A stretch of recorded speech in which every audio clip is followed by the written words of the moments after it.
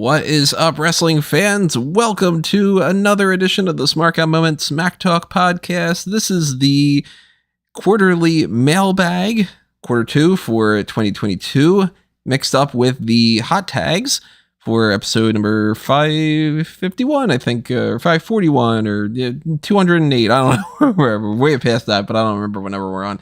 We are combining these two the way that we have been doing this before, and we are going to be breaking down the current events and the stuff that's been happening this week, as well as those mailbag questions you guys sent in.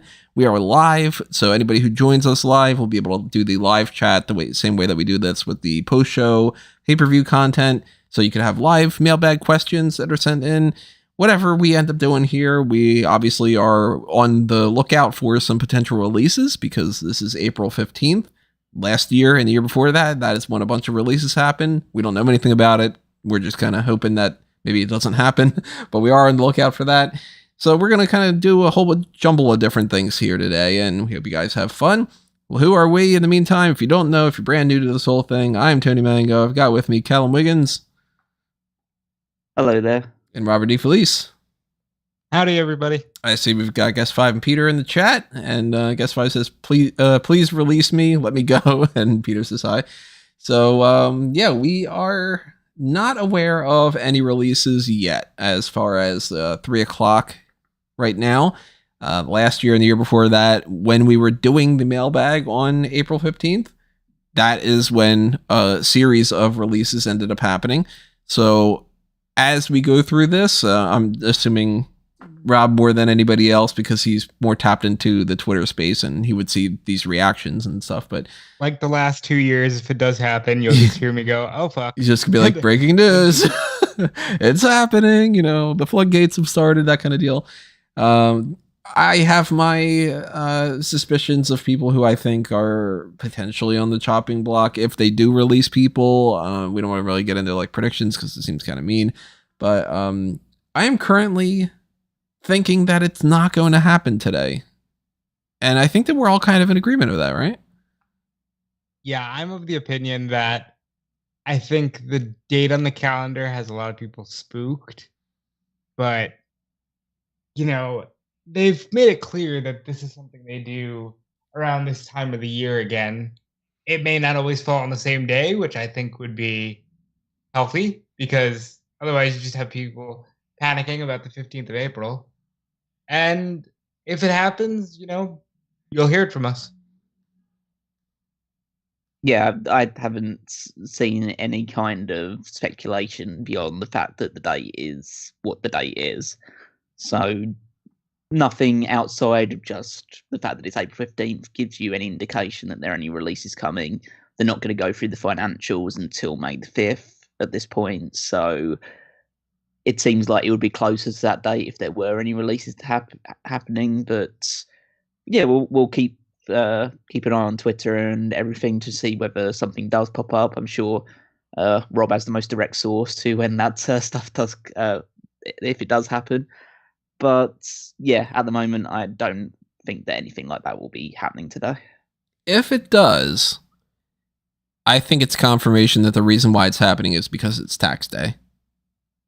And I don't know what that really necessarily means as far as like... But it is tax day, and that is... It would be way weird. too coincidental that it would be tax day specifically 3 years in a row.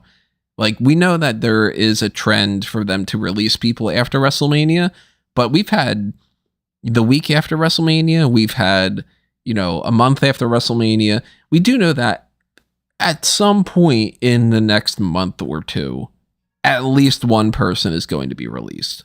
This has been happening for well over a decade. It's not like it's brand new to the system. Well, no, because that's the thing. For a long time before 2020, it didn't happen.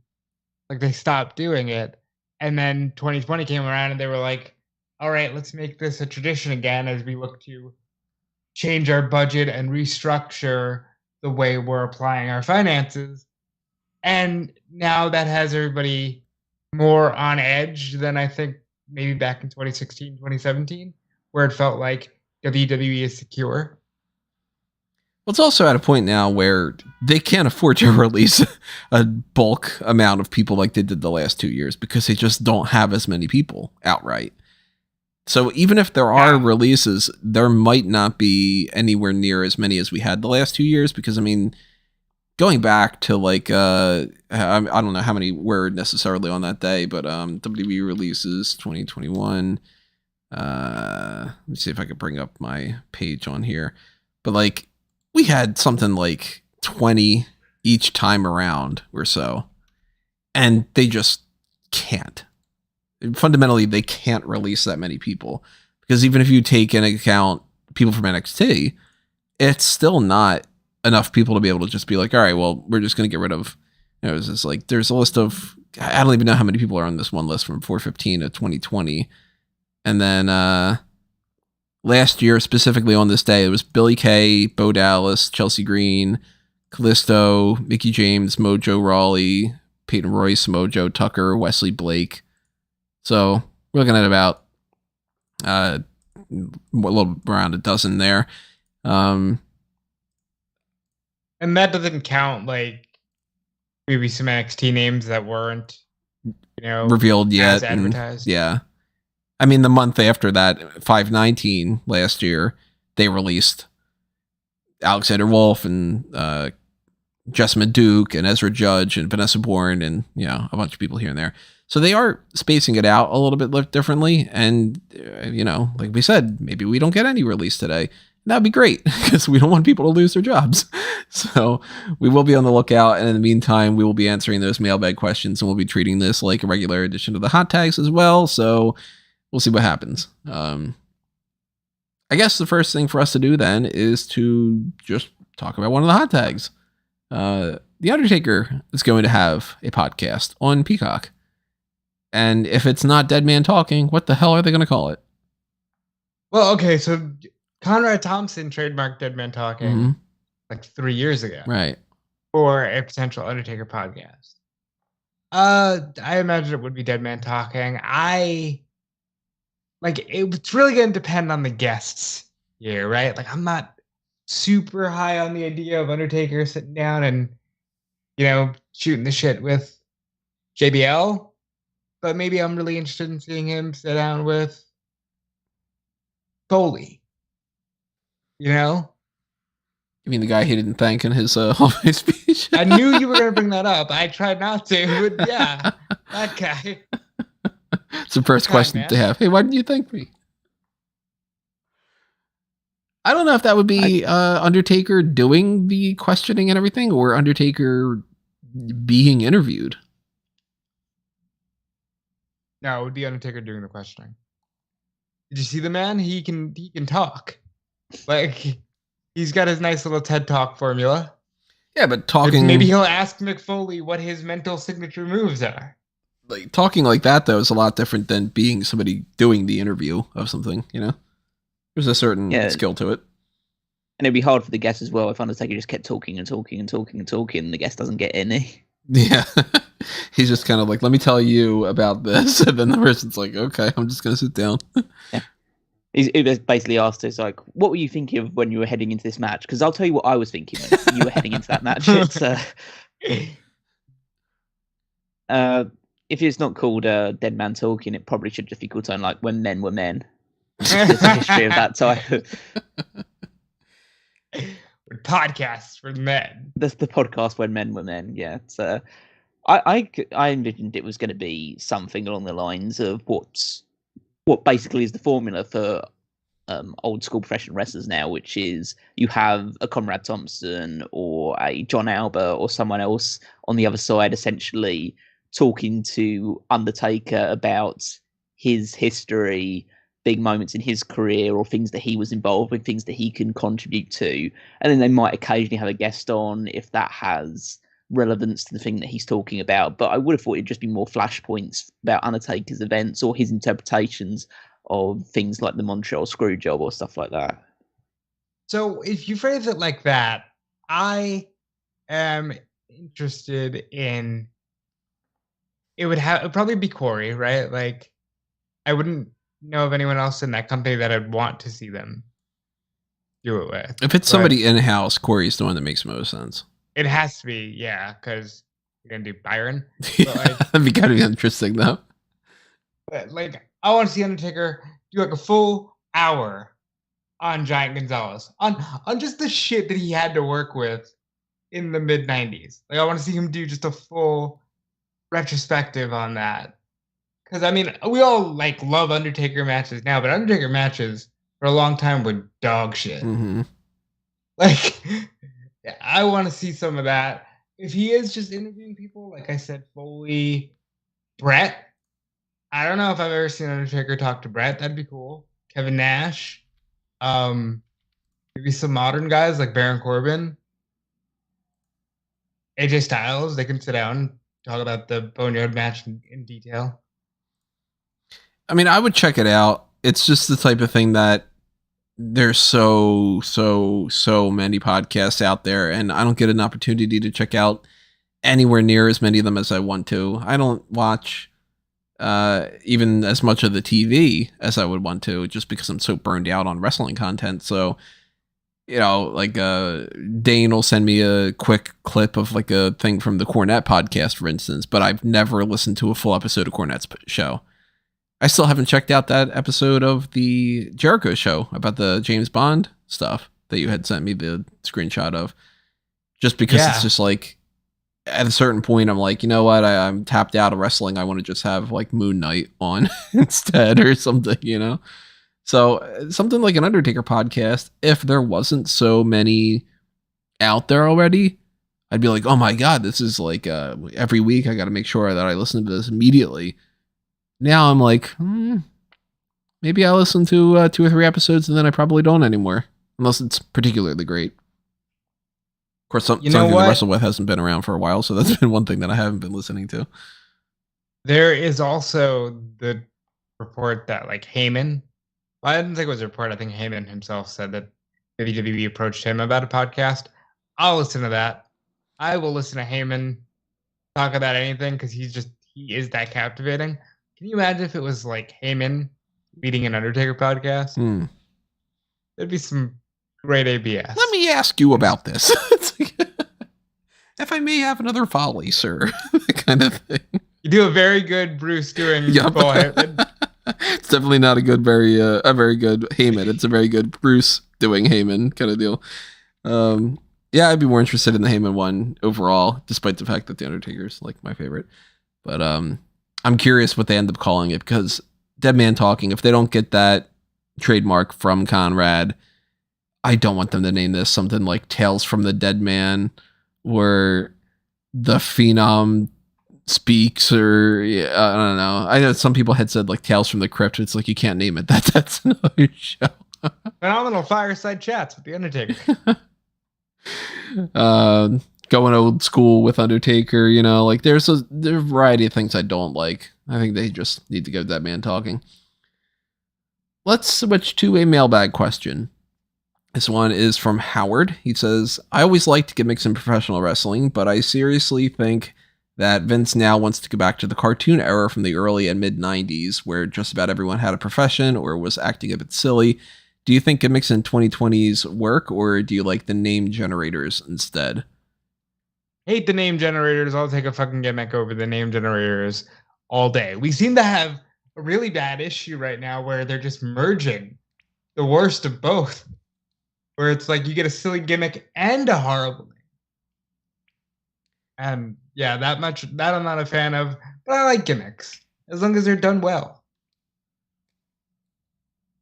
I've always leaned more towards if you're good enough as a wrestler, you don't need a huge character backing you up. I mean, I do like the people that balance it out the best and most. I mean, Kurt Angle is a character, Chris Jericho is a character, but they're great wrestlers as well. Daniel Bryan and Bryan Danielson and like Moxley, they have characters, but they are grounded in a certain degree of reality.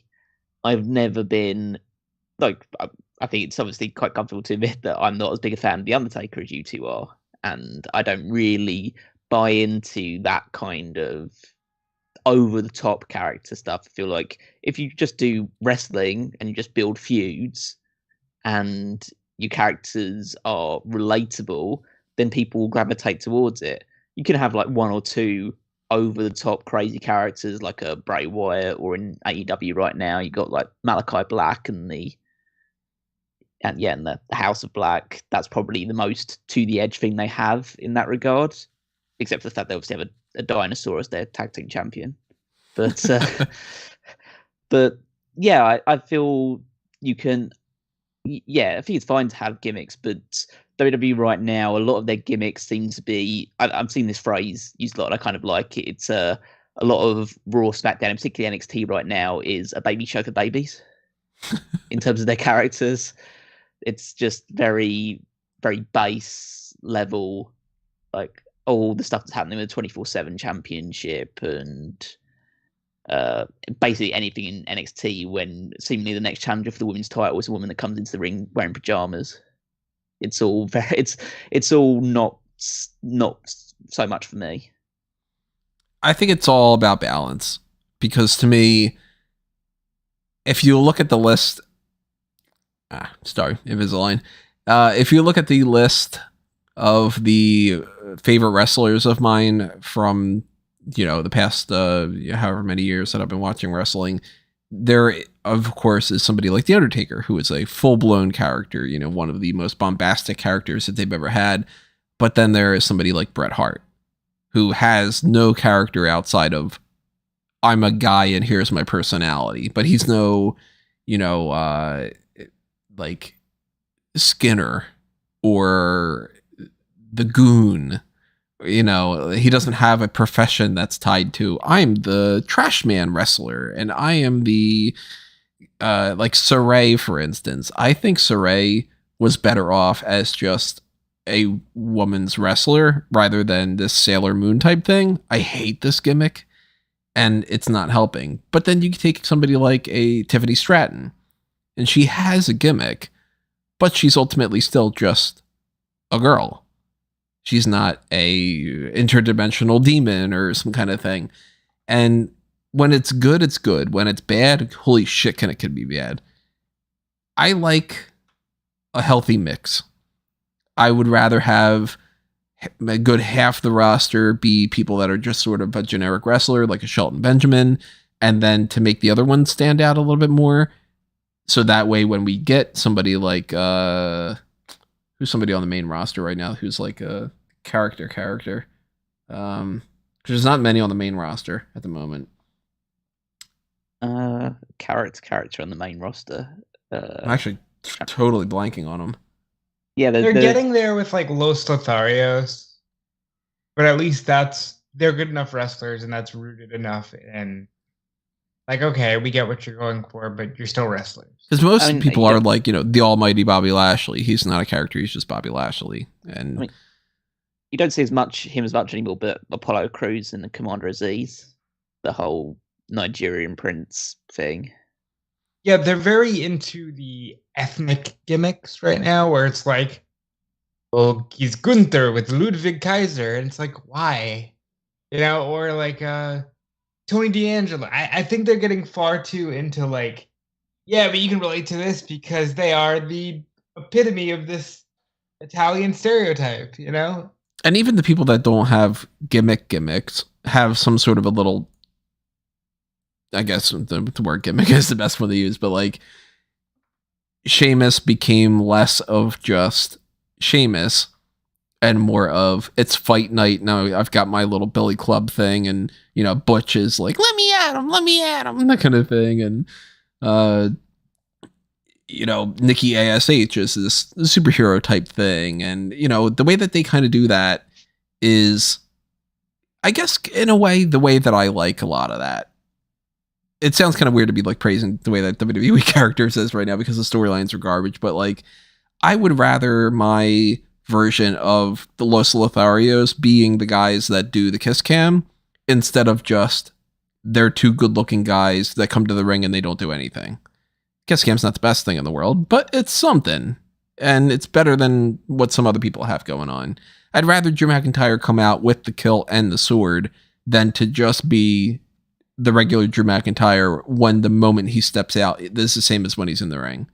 Rick Boogs, good example. He's not really a character, and he doesn't have a cartoony kind of side, but he's got a more cartoony vibe to him than Shanky. Because Shanky's just a guy. So I don't really dig the Tony D'Angelo types. It's unfortunate because I thought that he was kind of fun at first. I don't think you need to take somebody and you need to make them,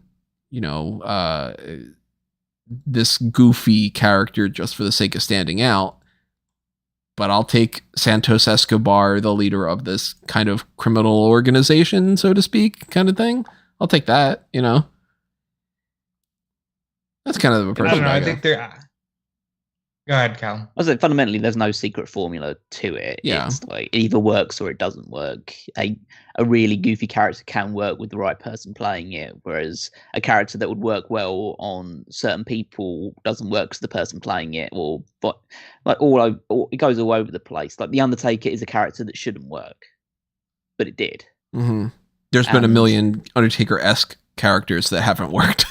Yeah, exactly, and he's fought most of them as well. Yeah. So that's yeah. So it all just depends on the person playing it and how well it's presented. And at the moment, WWE in a different era with people that they have in the characters they're currently portraying would be fine. It's just that the booking surrounding them is, for the most part, garbage.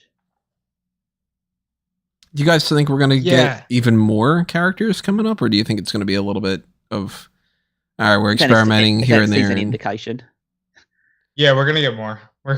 Well, it fits into what NXT are doing, because NXT is prioritizing signing people with very little wrestling experience who are athletes. So in order to overcome the shortcomings that they have in the ring, at least early on in their careers, they will have characters. Well, the thing that sucks about that is, and yes, it's not WWE's problem to figure out where they go if they don't want to use them. But we've seen with characters, if all you are is a character, Bray Wyatt, for example, where does Bray Wyatt go where he can still kind of have the same essence, but he can't be Bray Wyatt? And that's one of the reasons why, honestly, I think he's sort of just stayed away altogether. Because he's probably just like, I don't know what it is yet that I'm going to do, because I can't just pop up and be CM Punk. I can't just pop up and be Bryan Danielson, And I think that's why WWE is doing this thing where they're like, hey, let's stop letting people use their indie names and they have to be our creations again. Yeah, I mean, Samoa Joe can be Samoa Joe anywhere, but this Cult of Wyndham thing, maybe that's what he's trying.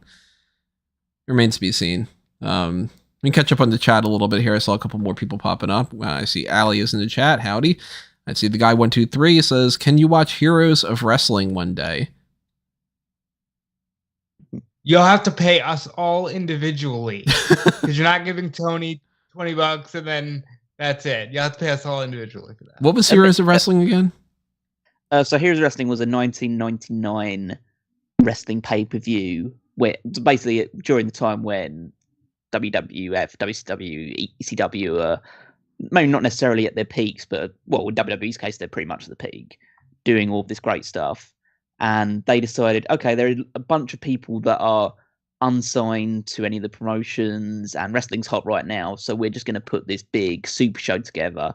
I think the main event of that was originally supposed to be what was it? It was Yokozuna versus, or the man formerly known as Yokozuna, because they couldn't use the phrase actually Yokozuna because that was a WWE own term, versus King Kong Bundy.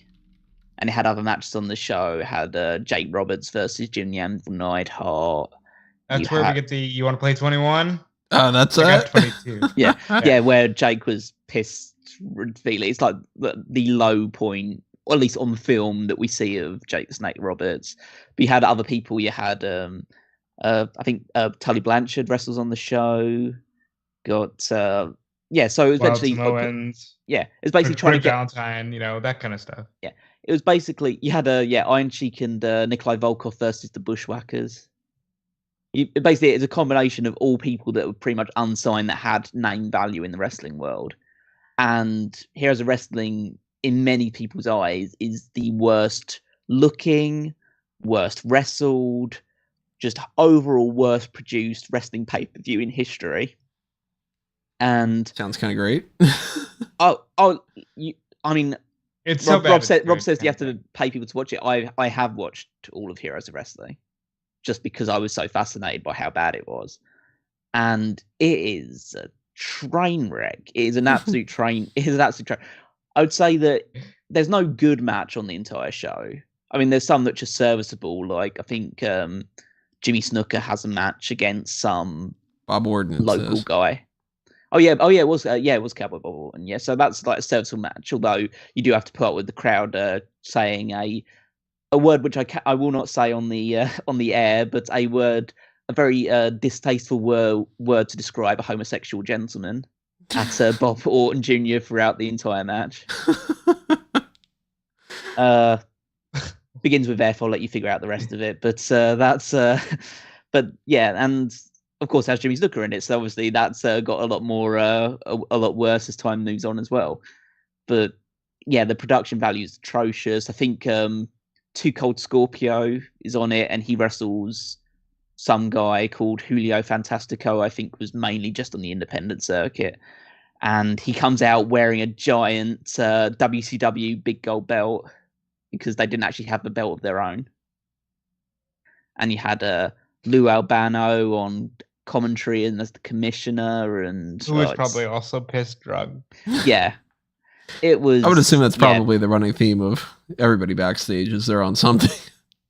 I mean, fundamentally, it's that era. Yeah, fundamentally, if people did put it in the Pick the Poison tier, I would definitely suggest us watching it and doing it as a show and doing it as a live recording, like we've done for those some of the WrestleMania shows and stuff along those lines, because it is an experience, and it would be.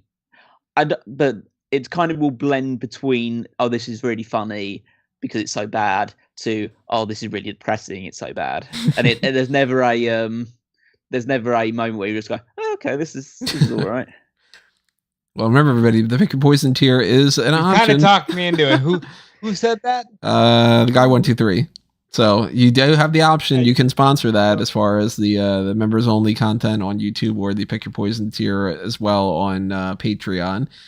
That's kind of what that whole thing's about. You know, watching that and doing a fan announce table for that's exactly the type of content that you can make sure that we do.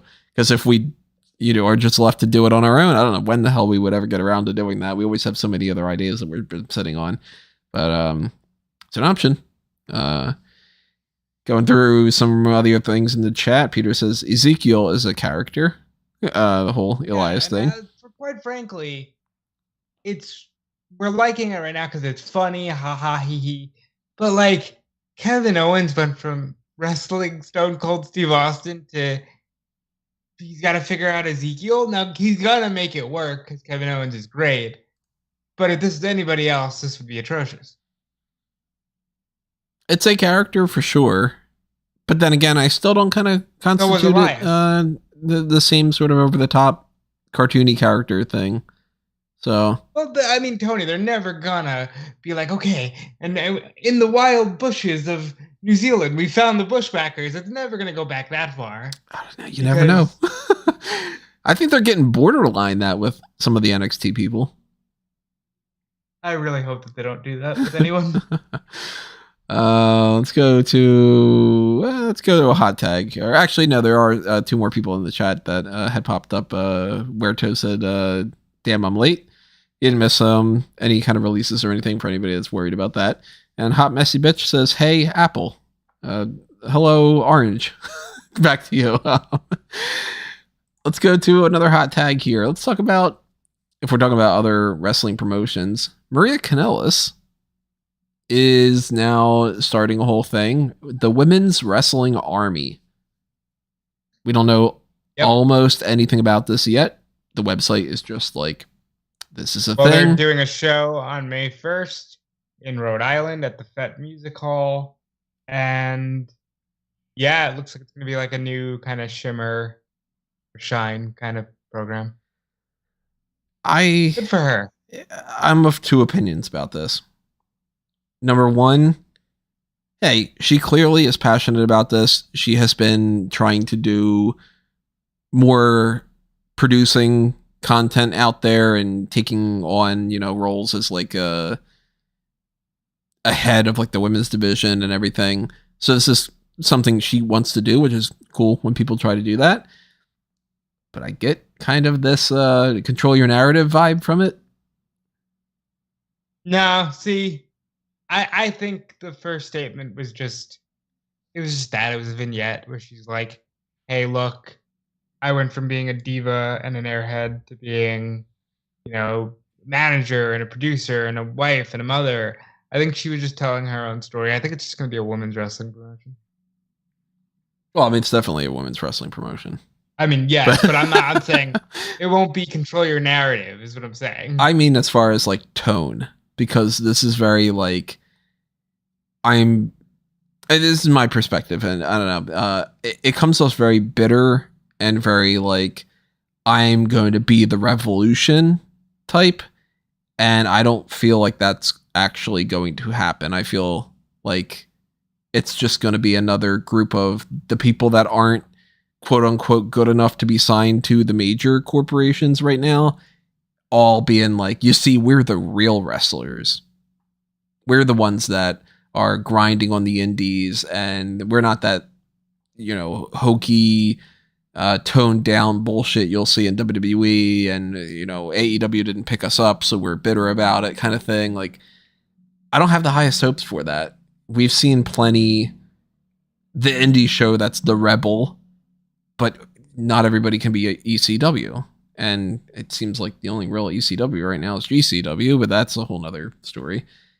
I don't have high hopes for it. How about you, Callum? Yeah, I can't say with any real certainty that it's going to be a big success, but I know Maria is incredibly passionate about women's wrestling. She was at the spearhead of Ring of Honor's push to create that that Ring of Honor Women's Championship and revive the women's division over there before their closure, or like the temporary closure at the very least. And I feel she will put a huge amount of effort into it. She has a big following. She has a lot of ambition towards this, and I think it will be a good platform for a lot of women. I don't think it's going to be more of a bitterness thing about these people that just haven't been signed for them. I think it's going to demonstrate a lot of the up and coming women's wrestling talent on the independent circuit, and it could be a launching pad for careers in WWE or careers in AEW or in any other more major promotion. So I'm hoping that, as I say, I hope with anything like this, I hope it does prove to be a success and it does go well for all the people involved. But I won't be able to really make any significant opinions one way or the other until, I either see the show or I see the feedback from the first show. Yeah, I mean, obviously, I'm hoping that it's a success because, the more people that have their names out there, the more that they can boost their own credibility. I have no personal beef with Maria to be like, she fails or something like that. That'd be awful to me. But I'm just like, we don't know anything about it beyond that.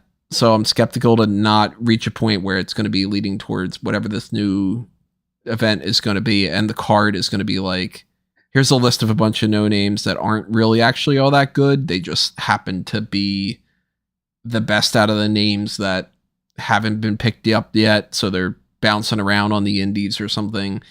And then here's an old talent that can't really go anymore, but you recognize their name. And she was able to get that person because she's friends with them. And then the way that it always goes, kind of. And then it's going to be, what's the difference? We've got Shimmer, we got Shine, we got, et cetera, et cetera, et cetera. Show me what's different about it. And it can't just be because we're angry. Because I've seen that too, So this was not the best selling point for me. It's like, if they would have just said, okay, there's going to be a new promotion called Women's Wrestling Army, I think I would have been more down for it than what the Maria video did for me. I think that actually hurt it, is what I'm trying to say. I think that currently a lot of people are getting very experimental because a lot of the vignettes that you see whether it's for GCW or for this or just anything outside of WWE, it is very, well, let's play around with it. Let's see just how far we can push the technological limits of today. But I think what you just described is more akin to the Heroes of Wrestling show where you're just like, well, we're a bunch of people who are just mad because WWE doesn't want us. And I don't get that vibe. I think this is just going to be a place for women's wrestlers to ply their trade, just kind of like Mission Pro with Thunder Rosa, except it'll be Maria running it, and it'll probably be based more in the New England area. Are there any names you guys think of that you would like to see on the show that, obviously the likelihood that they're going to get people from like AEW or something to pop up is very low, but there are names that maybe they could borrow from NWA, or maybe they could pick up some people that are still in the Ring of Honor thing that haven't been signed yet. Like, I'm thinking, of course, just because I know her at the very least, Brittany Blake is somebody who hasn't been signed anywhere else from what I'm aware of. So Brittany, I thought she signed with the MLW. I could be wrong. Maybe and that's I'm sure true. MLW would let her work. I'm sure MLW would let her work, though. I would like to see some, fresh names. Maybe someone like runs a training school there, and this is somewhere where new talent can go to get noticed. Because, yes, I do think you'll see Brittany Blake, and I do think you'll see Willow and Trish Dora and, probably Diana and maybe Damaris. Names like that. Damaris. Like, let's see her get a large spotlight. Let's see names like that, names that are coming up that don't have the exposure of a GCW. As much as I love Alley Catch, let's see someone else. See some new blood. Yeah, I can't say I'm super familiar with a lot of the up and coming names in women's wrestling. And that's not just like, it's like on the women's side of things. I'm not super familiar with a lot of the up and coming male talent as well, because I'm not watching as much independent wrestling. But it's just a case of, we'll just see who they can produce and see if there's any talent among them. I think that the time is right for a new women's centered promotion, one that's not being headed by Tessa Blanchard at the very least. And because it's coming off the back of the huge backlash to was it Women of Wrestling? Or was it WoW? Yeah, WoW. Yeah. Of WoW, and how much negative publicity that's got. But it's also in an era where there's a lot of backlash at the moment towards both the way that WWE and AEW are presenting their women's divisions right now. And so this could be a prime opportunity for people that, okay, you're fans of women's wrestling, we've got you, we're going to give them the spotlight they deserve, when other promotions, at least in many people's perspective, are not fulfilling that brief.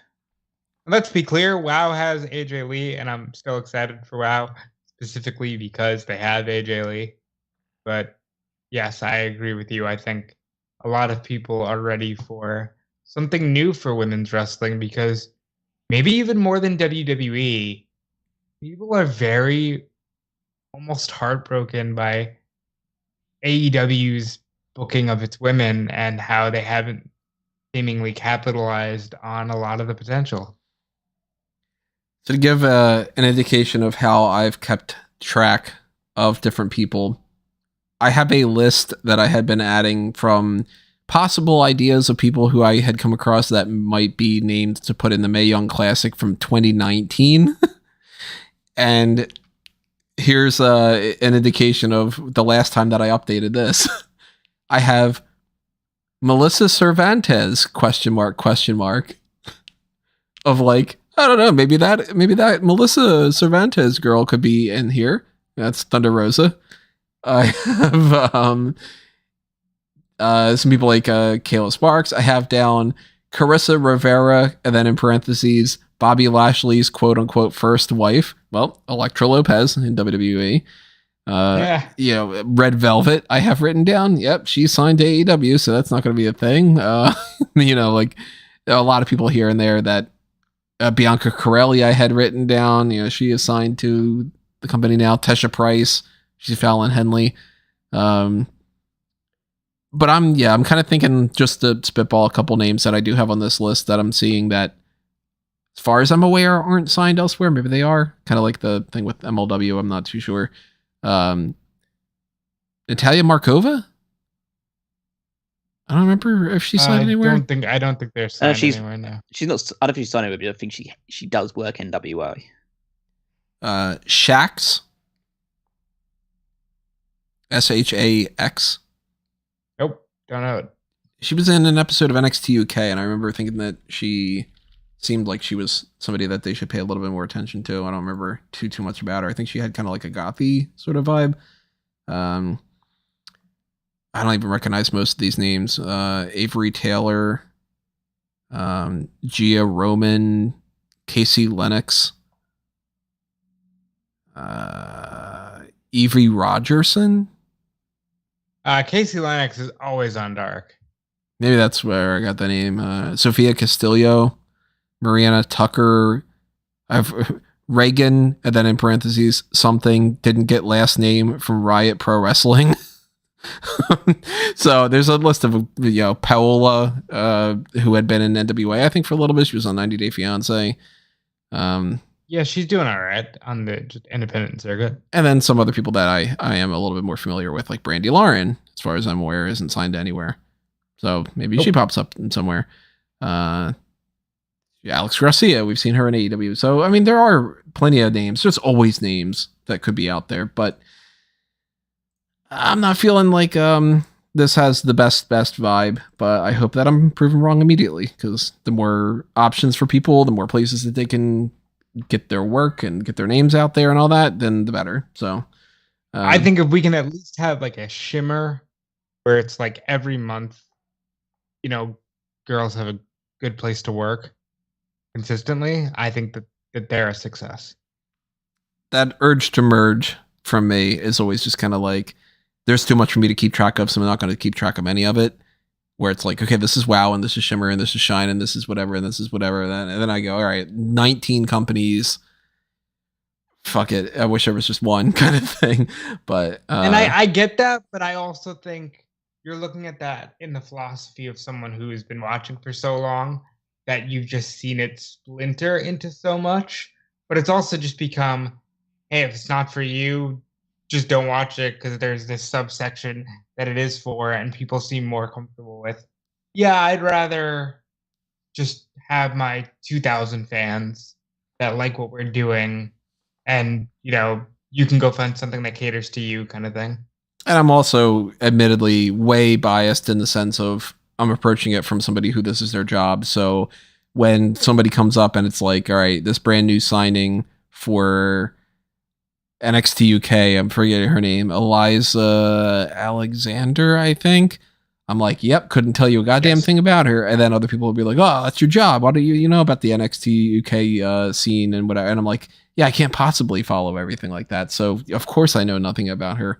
And there's just too much content to keep track of that stuff, and that always weighs on me and everything. But yeah, it's a thing. Women's Wrestling Army. Check that out. I mean, anytime that something like this is announced, I'm interested to check out the first thing. If it's going to be a pay-per-view and it's going to be some high amount of money that I don't think that I really want to spend, then maybe I won't, but maybe I will. I don't know. We'll see. We'll maybe find more information about it. We'll let you guys know. Catching up on the chat a little bit here. We got more discussion about the Moran thing. Deonna Purrazzo's name's brought up. Is Mandy Leon signed somewhere? If not, she could pop up in WWA. New Blood, the ECW faction. More women should go to Impact. Eve Torres' name's brought up. Yeah, like I could see an Eve popping up on there. I don't know how friendly she is with Maria, but there's always that kind of connection. What do you say we go to a mailbag question? Let's go to, let's see here. Let's go to a thing from Peter here. He says, Tony, I have a song called The Moment, a theme song for Smark Out Moment coming out on your birthday. My question is, can I use similar art to yours for the cover? Let me know what you're thinking, and maybe I'll do something for you, but I'm interested to hear that. He also asks, Callum, have you heard the Cowboy song? We tried, Peter. I suggest everybody check out Peter's stuff. Go check it out. We plugged it before. Let's go to another question here from Peter. Do you think that Homer's mom committed suicide in The Simpsons? In her will, it says this Friday, I think she OD'd on purpose to pull off one more hippie act. I don't remember the death of Homer's mom in The Simpsons as much as I remember the real good episode of the one that ends with Homer sitting on the car looking up at the sky.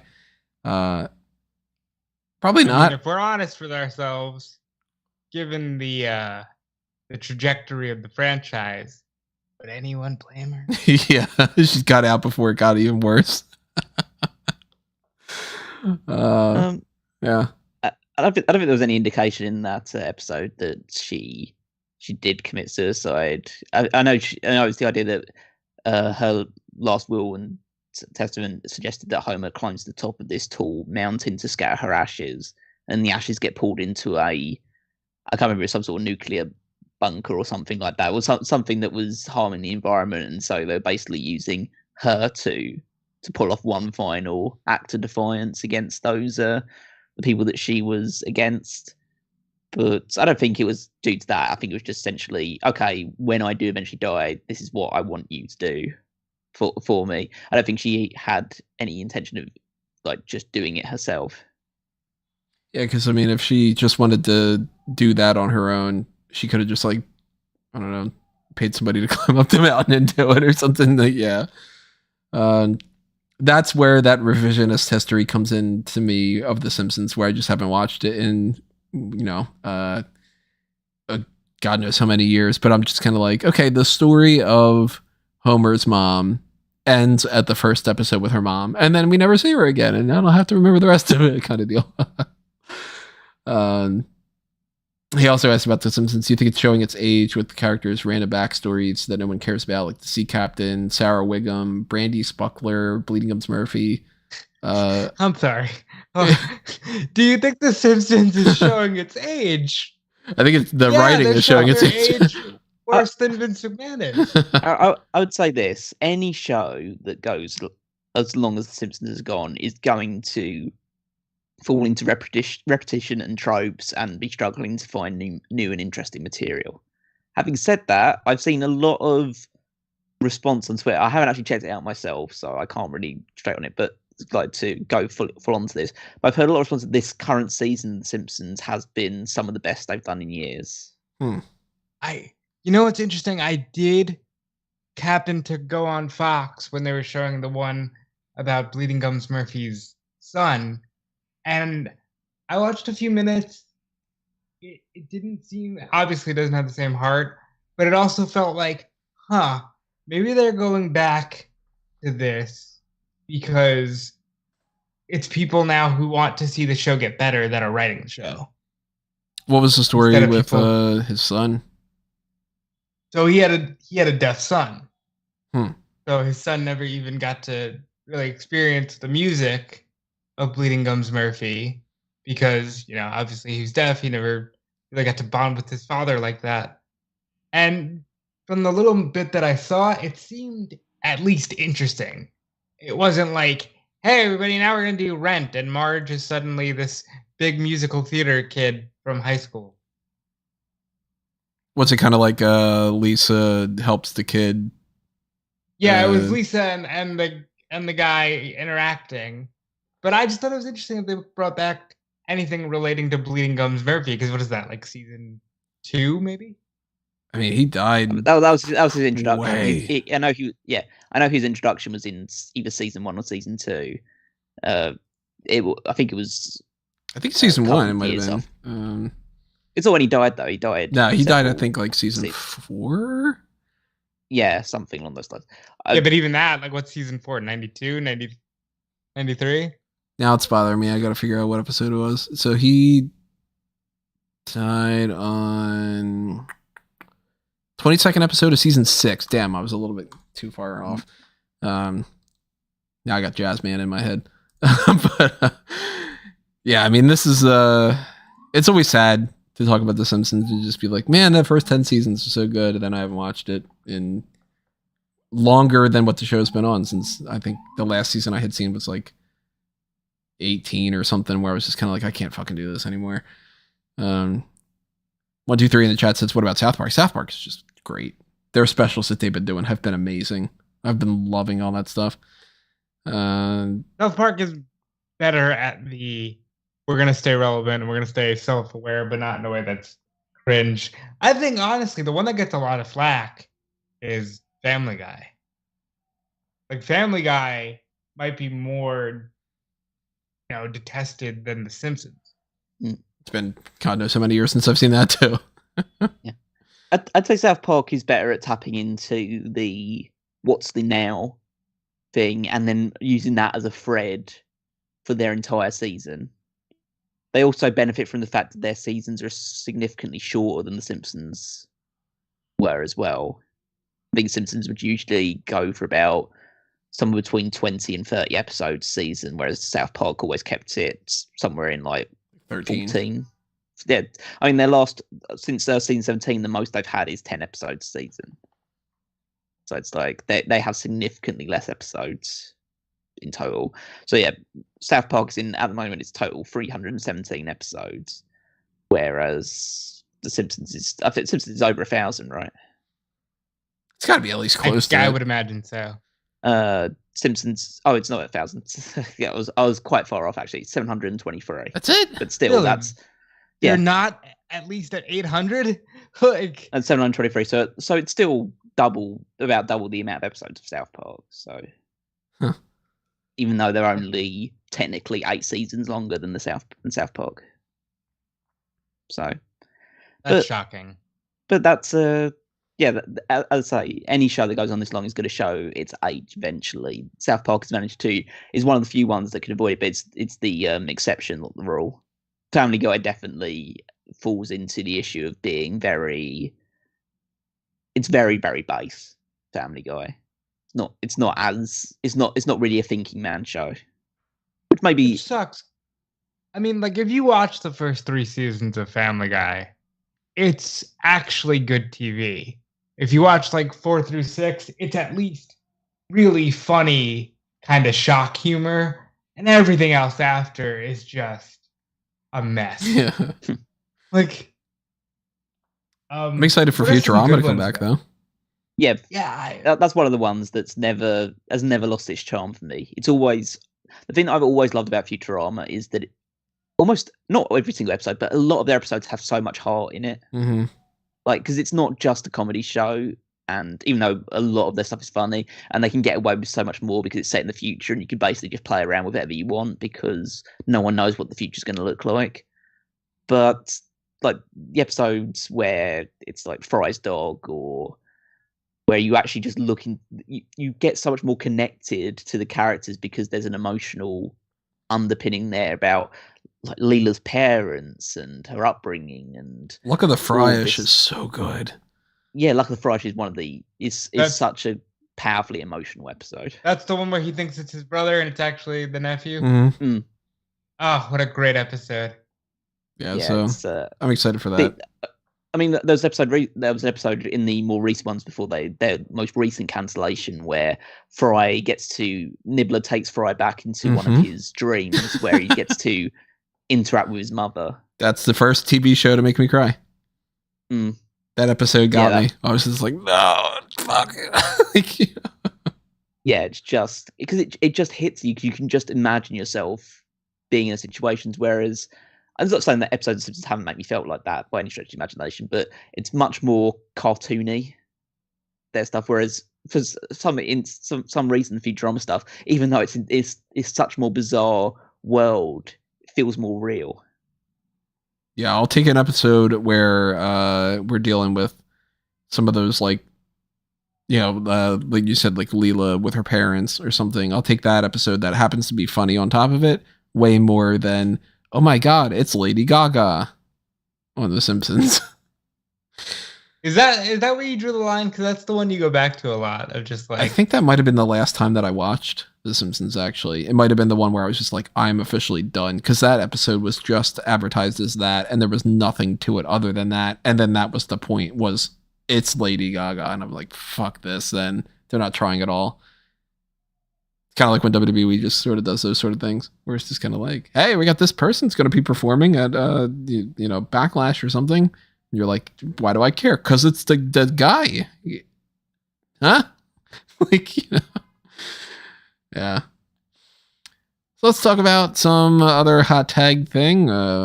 People again asking Chris Marin's in the chat now. What's up, Chris? Saying, have I missed any releases? Not yet, thankfully. No releases coming out yet. Nothing that I've seen, at the very least. Let's talk about the Battle of the Brands coming up. Later on tonight, they're going to be recording this. Battle of the Brands 2. What, sorry? Battle of the Belts. Battle of the Belts. Battle of the Belts. I'm looking at Smark Out Moment right now, and I just Battle of the Brands. Battle of the Belts 2 is coming up, and they're going to be recording it tonight. It's going to be airing tomorrow night, so I'm going to be on the lookout for spoilers. So I'll be up on Smark Out Moment for that. And we have 3 matches that are currently announced.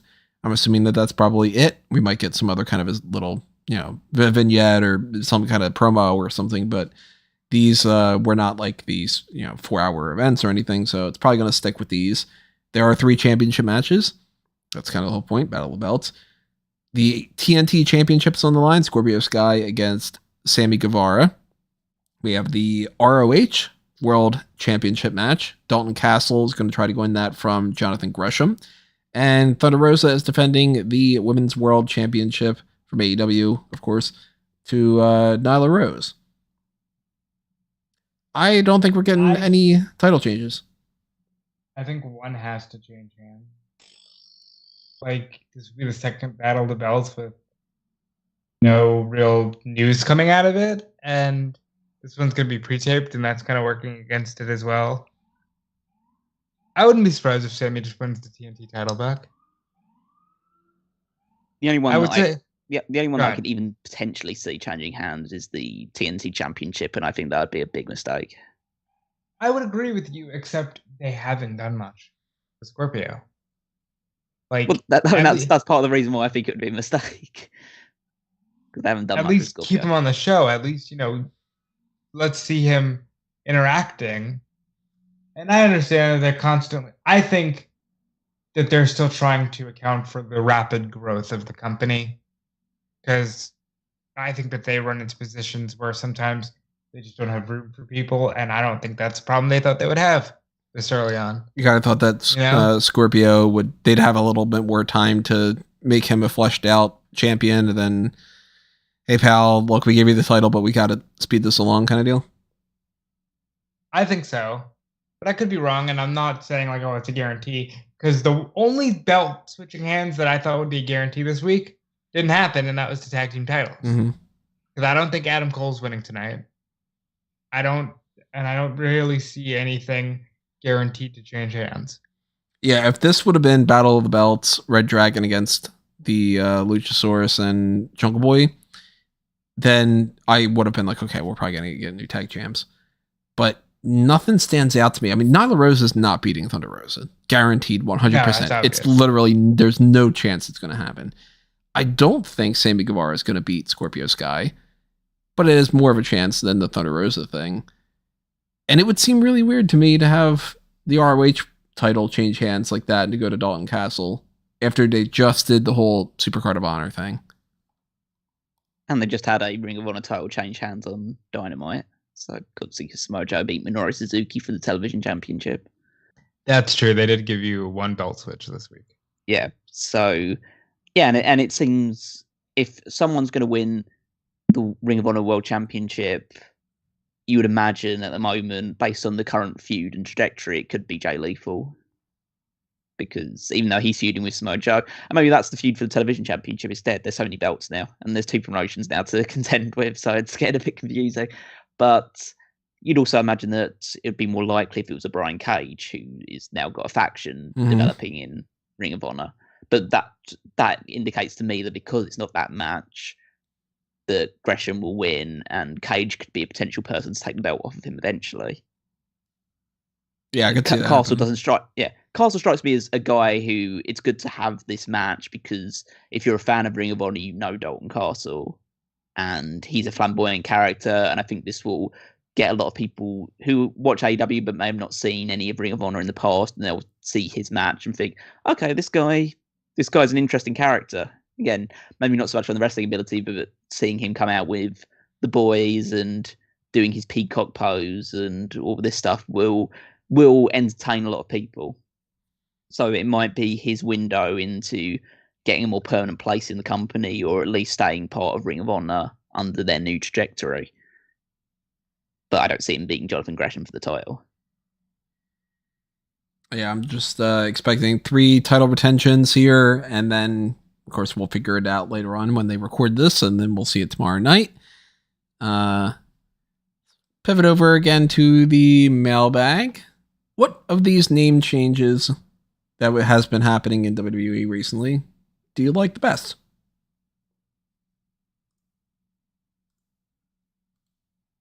It's not a list. We just have to think. We have to remember this. I'll give it to you. Let's see. There's the Ezekiel thing.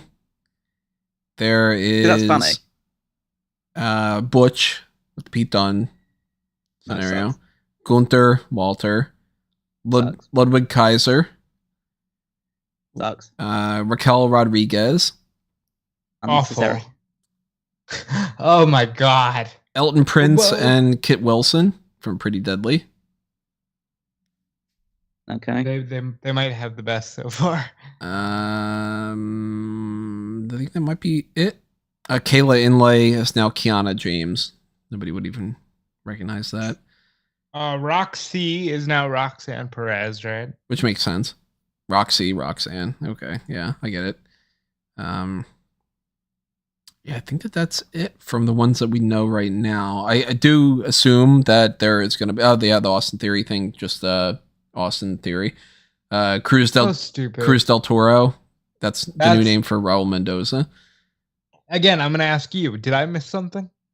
For what? Did they at least say it on television that was going to be his name? Or were they just like, hey, quietly change his name to Cruz del Toro and see if anybody notices? I think it's just on the website. Unfucking believable. Yeah, what is the point of that? Like, the edict, apparently, according to the scuttlebutt and everything, is Vince McMahon does not want anybody to have any part of their name be what their name is. So Austin Theory is not Austin Theory, but he is Austin. I forget what his surname is.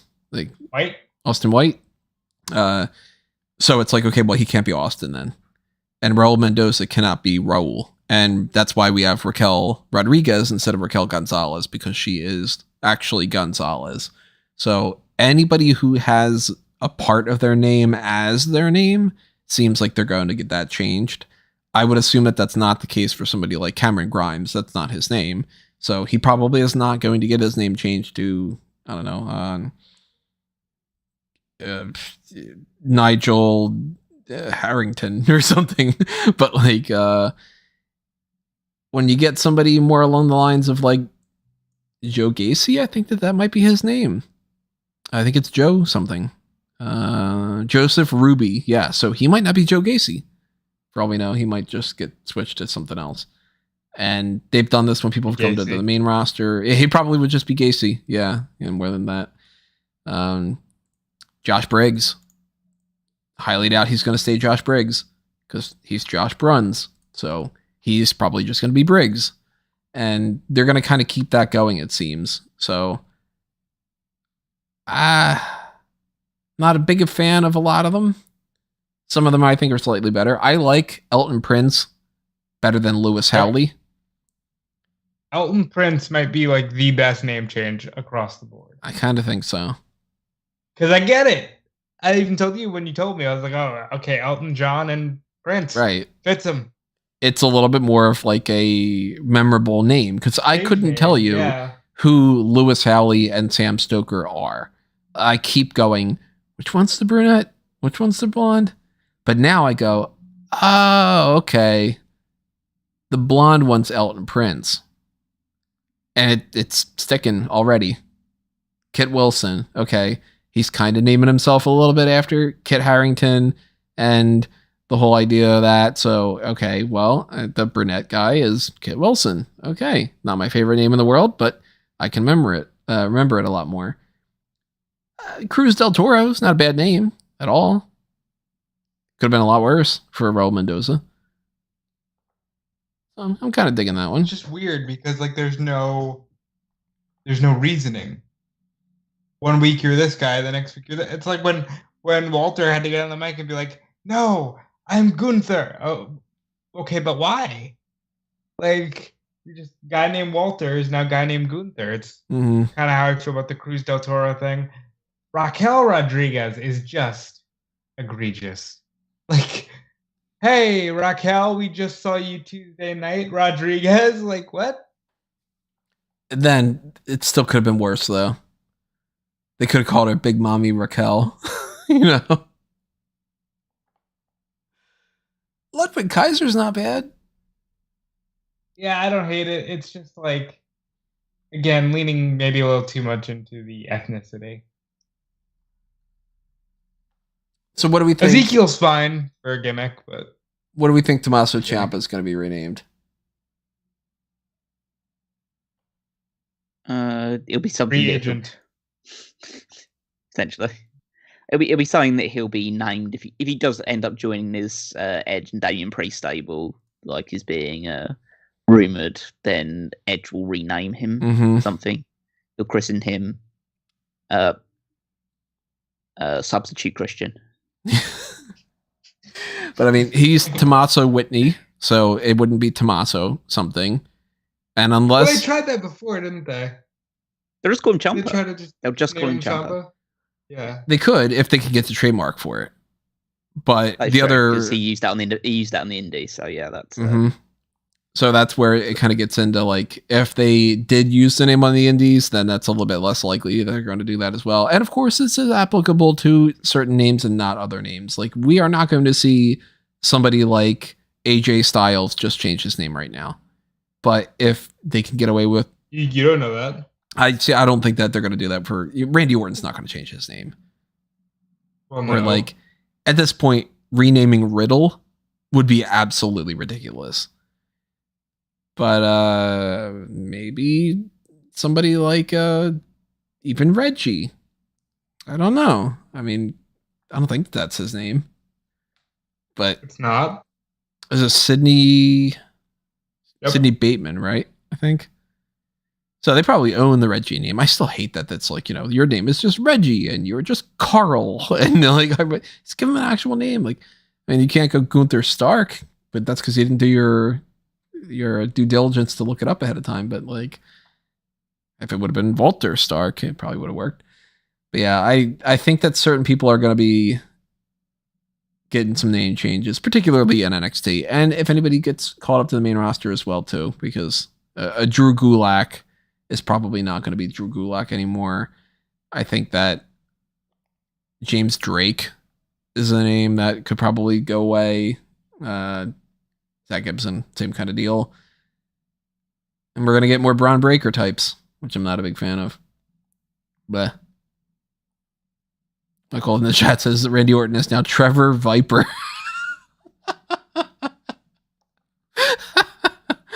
Oh, God, I hope not. And Frankie says, which sucks because Raquel literally said she wanted to keep the Gonzalez because of her father. Yeah, well, they'll do what they did with everybody else. They'll be like, hey, Solo Sikoa is not an Uso, but at every moment, we're going to remind you that he is one of the Usos. I'm going to love when this is the rationale behind Stardust coming back. Listen, buddy, we can't have you be Cody Rhodes. What do you mean? The trademarks, whatever. Well, you're really named Cody, and you've been using that or whatever. So can you just be Stardust Rhodes or something? Yeah. 123 in the chat saying Drew Gulak is somebody that they can see getting released. Thankfully, still no releases. Still hoping that that's going to be the case when we end up wrapping this all up. And we actually are been going through most of our other topics, so that's a good sign that that's been the case. You guys want to do TV talk, or you want to go to another mailbag question? It's up to you. What's the mailbag question? Do you think WWE should do a Young Rock crossover? Well, did you watch? I think they just did. This week? This week in particular, for anybody who didn't see it, major foreshadowing kind of deal. They have a moment where a little, like, I guess supposed to be around like 5 or 6 year old kid is messing around with the group of the family. and jumps on The Rock, and he's like, like, come on, wrestle me, do a Samoan drop or whatever. And he's like, oh, that's my cousin Joe. You might know him as Roman Reigns. And then it showed Small's accolades, and he's like, oh no, a match like that would have to be too big for anything. It'd have to take place at WrestleMania. They did all but look at the camera and wink. It's just like maybe in Hollywood, maybe in 2023. But I liked it. Look at the camera, raise the eyebrow, and then just WrestleMania goes Hollywood, a quick ad, But I like that shit. Like Young Rock is fun for the wrestling stuff for me. I'm still digging the show quite a bit. I love that they've been incorporating Pat Patterson in there, and they keep doing the joke of, hey, who was just talking about you? Nobody. I don't know about any other kind of a Young Rock crossover though. Like they've done so damn well casting these people that I really think that they should take advantage of it, because they didn't with Glow. Glow should have done something. They had fucking Awesome Kong on the show. And technically speaking, they had Alex Riley on the show. They had Chavo. They had Carlito. They had Brutus Clay on the show. But I don't know how they went ahead and went through Glow and didn't do at least one little gimmick match where it's like Allison Brie and Brittany, what's her face? I'm blanking on the actress's name, Brittany something. And the main core group of people have them in like a multi-women tag team match or something. It wouldn't be great, but it would be a way to get some other people in there and just to kind of, let's do a little fun promotion. We have Maria Menounos and Snooki wrestle matches. You can play around with that. Looking at the guy who plays Rocky Johnson and the people who play Andre the Giant, and there hasn't been almost a single person on this show that doesn't look and act just like these people. And whether it's something like playing around with the backstage content and having Harvey Whippleman show up and then the guy playing Bruno and just like do a little miming act or something, like they should play into this way more. I'd be totally down for a crossover. That I think could happen because, The Rock likes Harvey. But yeah, I think they would be stupid not to, but I also think with it all taking place in WWE, there's no way that they won't. Because Rock is going to do him versus Austin. So we're going to see more of that. And we might even see hey, here's, Michael Cole pops up on the actual show to call something or something like that. Have you watched any of this, Callum? Nope. You should. It's no, a bit of a laugh. I'm not gonna. Okay. It's not for everyone. The show itself, there's moments of it that I'm not a big fan of, just as far as like the scripting and the way that they kind of do that. But any of the wrestling stuff, I think it's a lot of fun. It might be fine, but I've got enough stuff that I watch already. I'm not going to find time to watch Young Rock now. Let's get another mailbag question here. Do you think Liv Morgan has a fan base like the S moment, but WWE just didn't put it together yet? No, I don't think so. I think she has a very vocal minority in a sense. She's definitely popular for sure, just because she gets good reactions and everything, but I don't think it's anywhere near that level where it's just like, if you would tap into it, it would end up being this big groundswell of support. I think she does. But just give it some time. I think they'll get around to it. Have they had enough time? Give it more time because they're stupid. Yeah, I think it's overblown how popular she is. What would the level be in your mind of like her ceiling? I should be women's champion at some point, but but she won't be like a memorable. It won't be a Brian moment, is what you're saying. Oh yeah, it won't be a huge, massive deal. She's not gonna main event a pay-per-view or WrestleMania or anything like that. She'll be a transitional women's champion. She might hold the belt for a couple of months and then hand it on to one of the actual quote-unquote stars. I don't know whether she'll win it when she's a heel or a babyface either, because it'll just depend on the circumstances. But yeah, I don't think that she's a pillar of the future of the women's division. She's not a Bianca Belair. She's not a Rhea Ripley. She's just there. She's in the position that Naomi is for the previous generation, which is someone who's really good and someone who does have a groundswell of support surrounding them, but never reaches like the superstar status. Well, to be clear, the question was about her fan base, and I'm going to agree with Callum in that it is Naomi level, but Naomi's got a crazy fan base. True, but that doesn't mean that Liv Morgan's actually going to get anything, because look at what Naomi's gotten. She's got a couple of women's title reigns, and now she's tag champion, but Sasha's the star out of the group. For sure. Like, I don't think that they see her as a, not going to dethrone Becky, but like, I do think she has a groundswell of support as a Daniel Bryan did. I think that the difference is that Daniel Bryan had and again, this may sound overly harsh, but Daniel Bryan has the in-ring talent to back that up, to make it sustainable, and the promo skills and all of that stuff too. Yeah, you can get a groundswell of support, but you have to have the capability to turn that into something tangible, and I don't think Liv Morgan has that.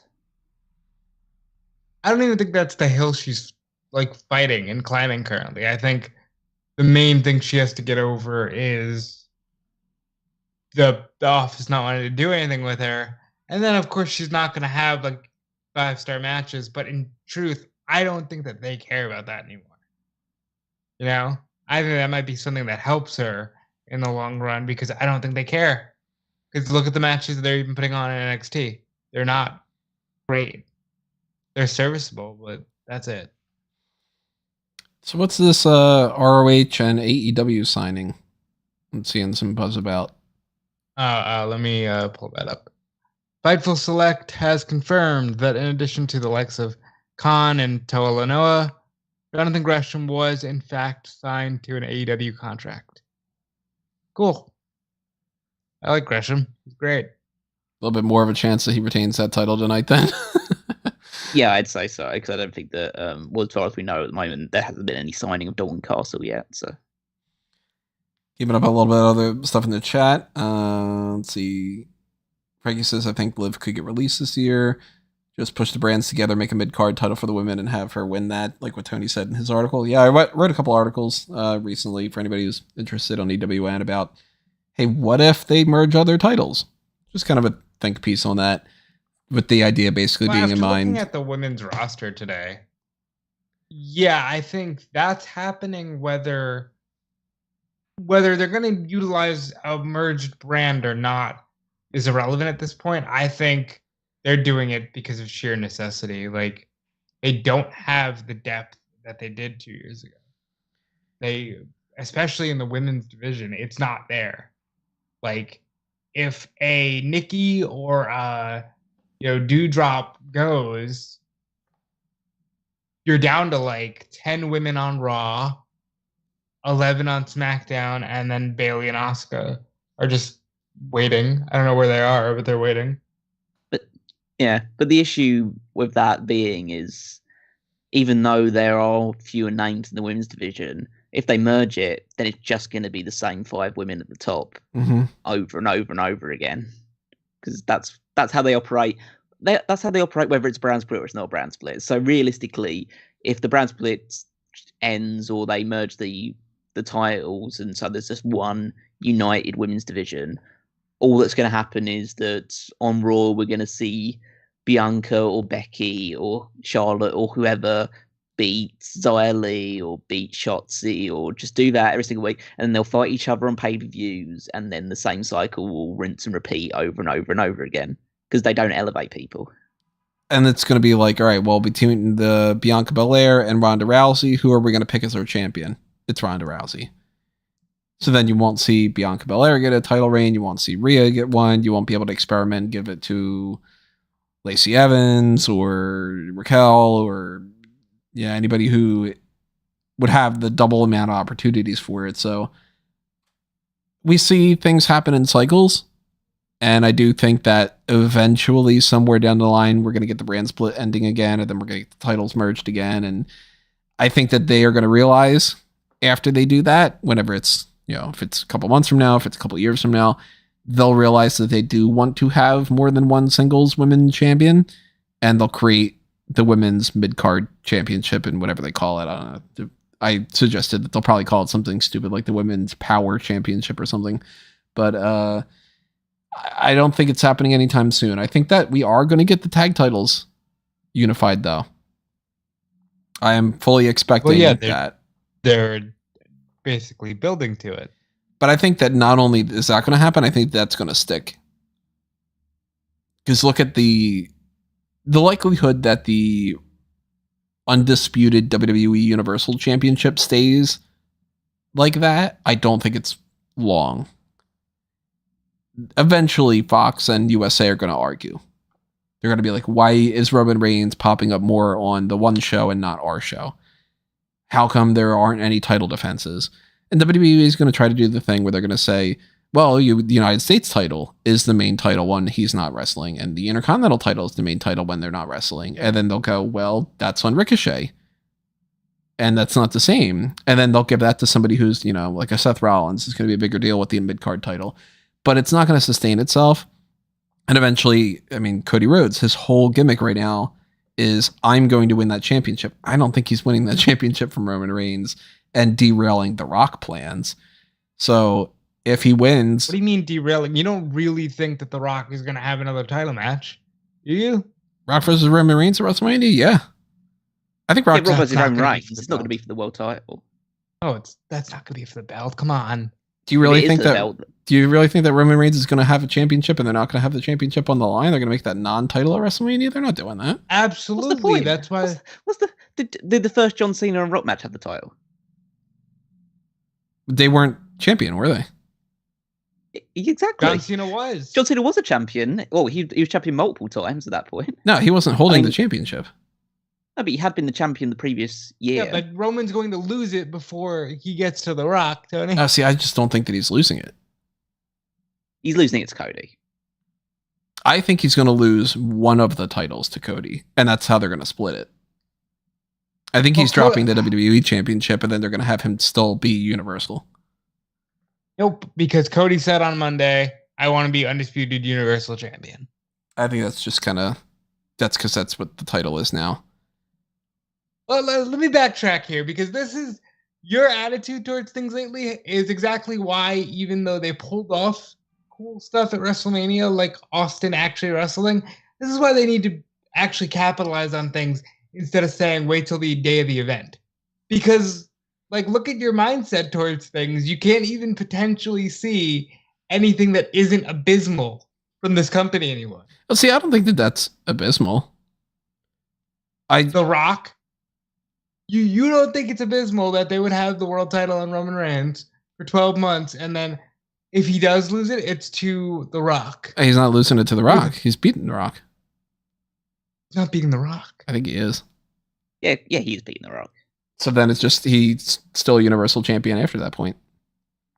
This is how I see it playing out. Just, tonight on SmackDown, things might be different because this is all we've gotten from WrestleMania since then. Roman Reigns said, tune into SmackDown and I'll tell you what's going on. And then he said, how about the Usos win the tag titles? And then on Monday, nothing. So we haven't had any indication of what Roman's doing for Backlash or the championships or what. There's no unified title belt or any kind of thing that makes me think that, okay, they're sticking to this one championship. Because the last time that we had two champions and they merged the titles and then we ended up doing this and then we ended up splitting the championship and all that, we have, they have to check off a certain amount of things on the list. So until they do that, I'm kind of just going with all right, what did they do before? I think after Money in the Bank, only 3 weeks later is SummerSlam. part of me thinks that Cody is winning Money in the Bank and that he is going to say, I want a title match against Roman Reigns at SummerSlam. I want to win that championship. And they'll do some kind of, I don't know exactly how they'll do it, but they'll do some kind of thing where it's like, okay, well, I'm only putting one of my belts up for grabs. And then he beats him for the WWE championship and then that kind of thing.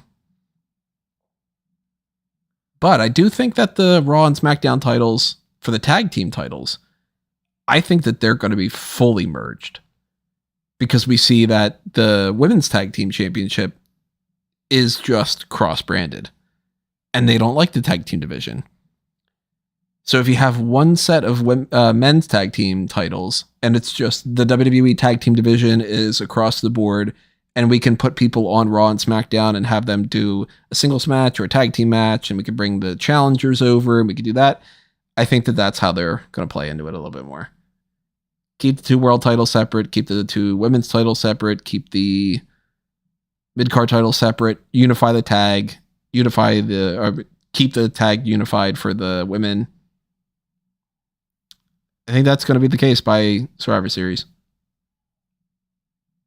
Yeah, I don't see anything right now that suggests that they're not going to run with I want to be, because like, how weird would it be if Cody Rhodes was like, I want that one. I can understand if you're saying, well, from the significance of the WWE title, he still then has to share top billing with someone when the whole deal is, I want to be the guy.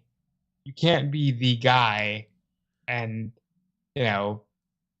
have more than one world champion. You can if you look at it through the sense of you still are on equal footing because you beat the other champion to win it. I think those are just excuses, and I kind of want to get around to a point where we're not relying as heavily on that.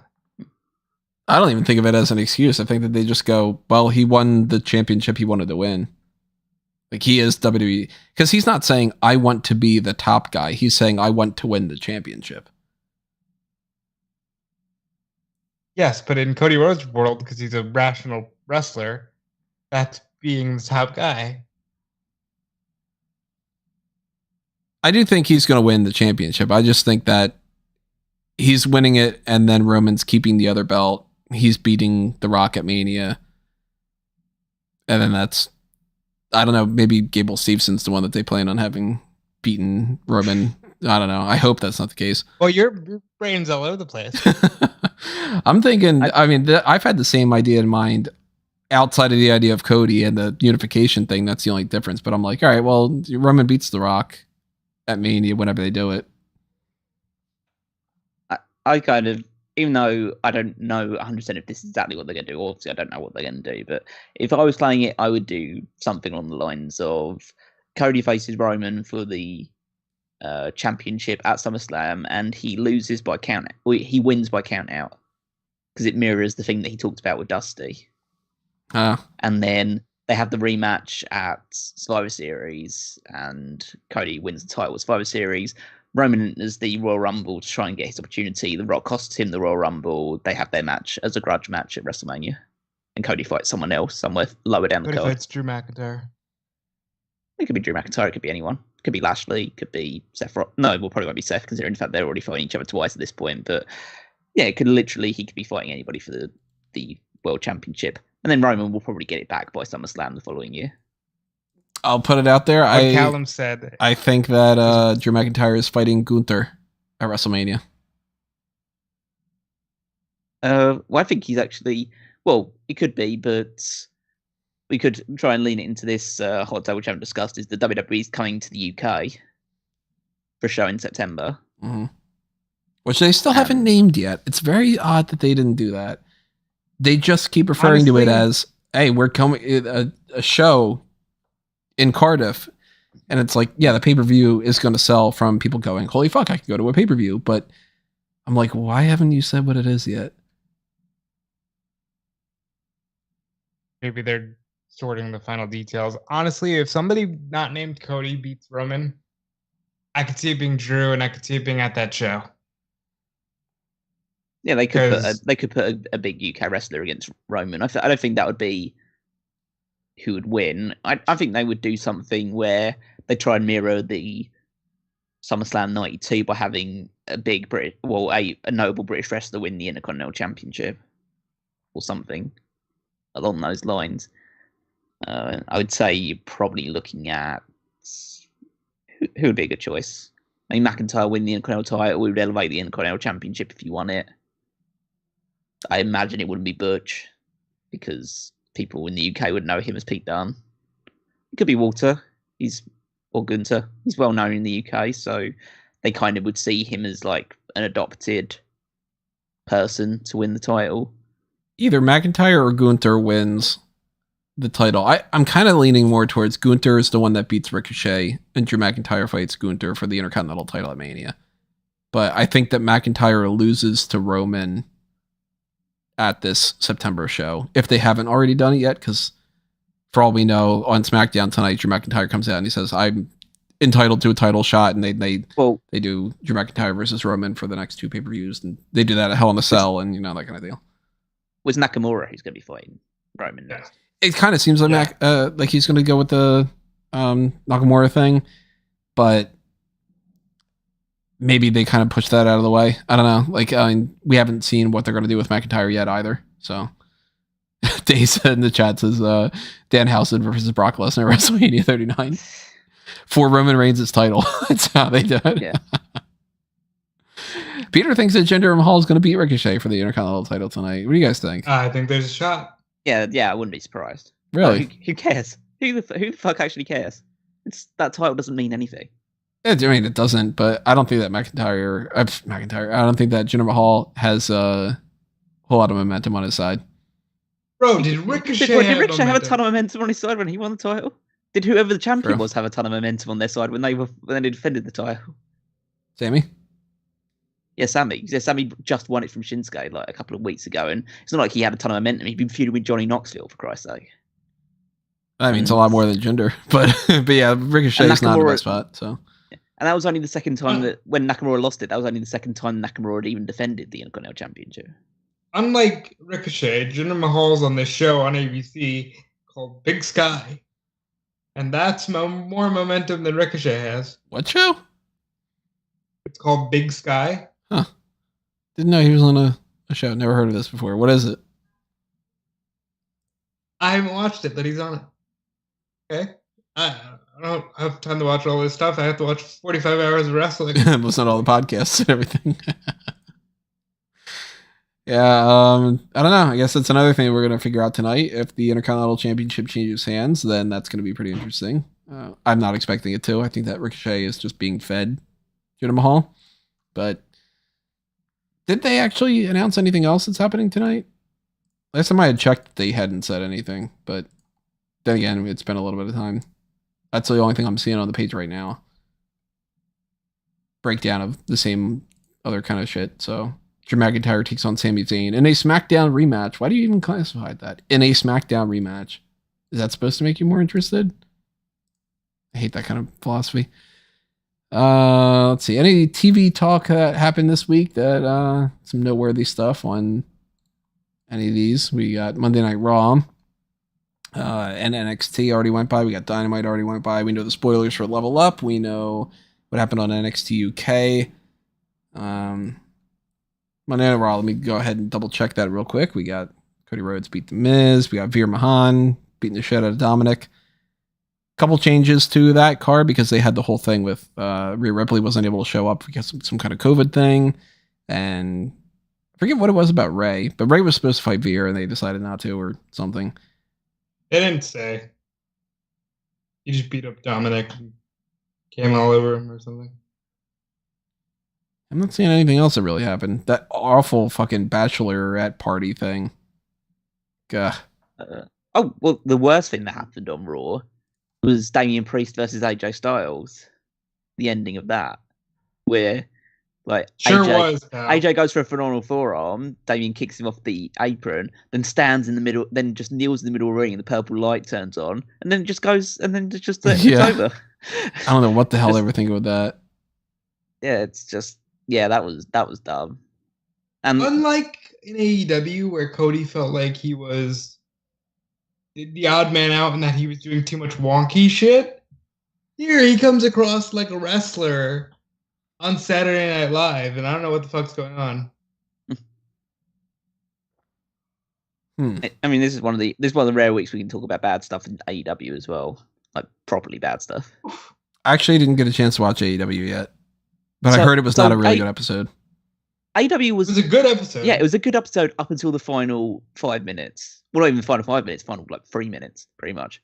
So we spoke about already that Samoa Joe won the main event. He defeated Minoru Suzuki for the Ring of Honor Television Championship in a very hard-hitting match, as you would expect between those two. It was basically just them slapping the shit out of each other for 10 minutes. That was fun. But then you have the Jay Lethal and Sunday Dutt on the outside. They say they was going to give their gift to Samoa Joe. This was funny that Jay Lethal just put his hand through a present and just gave and flipped Samoa Joe off, which is like just a funny visual. It's a gift that I think I might end up using in certain situations going forward. But then the lights go off, and when the lights go off in AEW, you assume, oh, okay, someone big's about to debut. And someone big did debut, but in size rather than reputation, because it was this Satnam Singh, who is a former basketball player, who is a 7'3" giant. Obviously, he's an Indian giant, and so he's immediately drawing comparisons to the Great Khali. But he came out, beat up Samoa Joe with Lethal and Dutt, looked very uncoordinated while doing so. And that was the visual they ended it on like this damp squib of them beating up Joe when it should have been like Joe celebrating with the title. And everyone just kind of went, okay, great. And I think the reason why people are so down on it is because it feels so WWE. Like, hey, we signed this guy because he is huge. And based on what we saw from his beatdown of Samoa Joe, he has very little to no wrestling ability or coordination. He did do the vice grip. And he did the vice grip, which is like the massive sign of, hey, this guy can't actually do anything, so we're going to make his hands seem really big and powerful.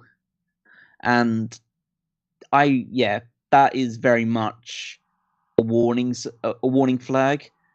And especially because the reason why this guy was signed is that he was a big basketball player that absolutely went nowhere in the NBA. I think he even struggled in the G League, which is essentially their like small it's basically the minor leagues for baseball, the equivalent for basketball.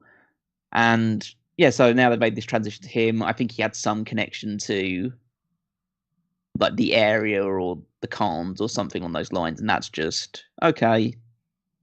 They've signed this guy who's really big. He seems completely unprepared for this at this point in time, but because he's a larger than life person, they think they can probably get away with it. And that's not what I like to see. That's not what I like to see in WWE. I like to see in AEW. I like to see people who can wrestle, or who can talk. And this guy doesn't seem they can do either of those things. Does he give more of a Shanky vibe or a giant Zangier? He gives Zangier. He gives a giant Gonzalez vibe. He's actually more accurate, especially with the failed basketball career and all that. It's not great, but they were bound to stumble eventually. You know? I mean, based on what certain people have been saying about him from the training that he has done, like, I think he actually went into training with them several months before this anyway. And people like Baron Black and Captain Sean Dean that are involved in the training side of things says that this guy will surprise you with his athleticism. I mean, I didn't see any indication of that, but then again, it was only a few minute segment where they were just beating down a guy who'd already wrestled. So we'd have to see what he's actually like in an actual match. But I kind of like some people's suggestions that I've seen of just treat this guy like Dan Mather. Just have him come out for a while with these guys, and then when he finally has a match with Samoa Joe, Joe just kicks the shit out of him, pins him in a couple of minutes, and then he just stares down Lethal and all that stuff, and then this guy goes back to their training school for a while and then comes back when he's more prepared. But then again, he might be good. Who actually knows? It might have just been an off debut.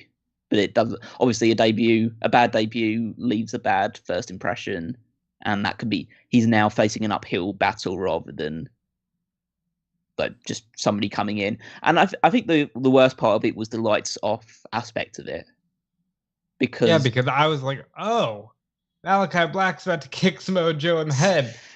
It's either that, but they've done the lights off on thing when it's a big debut. But when it's a guy who no one knows anything about, he should have just like had Samoa Joe be distracted by Lethal and Dart, and then this guy just comes into the ring and beats him down. Because then people wouldn't have been. Still wouldn't have been good, but people wouldn't have been as upset, because as soon as they do that lights off action, you assume it's going to be someone big, and when it's someone you have absolutely no idea who they are, then that just goes down like a damp squib. Well, if he's giving off Giant Gonzalez vibes, it's not a great thing to start off with. But at least he doesn't have the that bodysuit. No. But there was loads of good things on Dynamite. I mean, you had the tag title match was great. The Punk and Pentagon match was great. The 6-man tag was very good. Yeah, there was again up to that point, Dynamite was a very good episode. The only other down thing about that was the Marina Shafir and Sky Blue match, which was rough, even though it was short. Yeah, it doesn't. I've watched a couple of her matches on Dark, so I know that Marina Shafir can do better than this, but I think it was being in front of a crowd of that size and performing with someone who isn't super experienced like Sky Blue meant that it went pretty badly.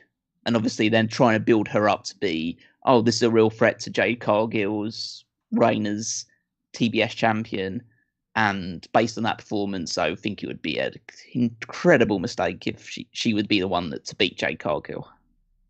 So yeah, and it's not going to happen. Yeah, expect the 30, to be a thing.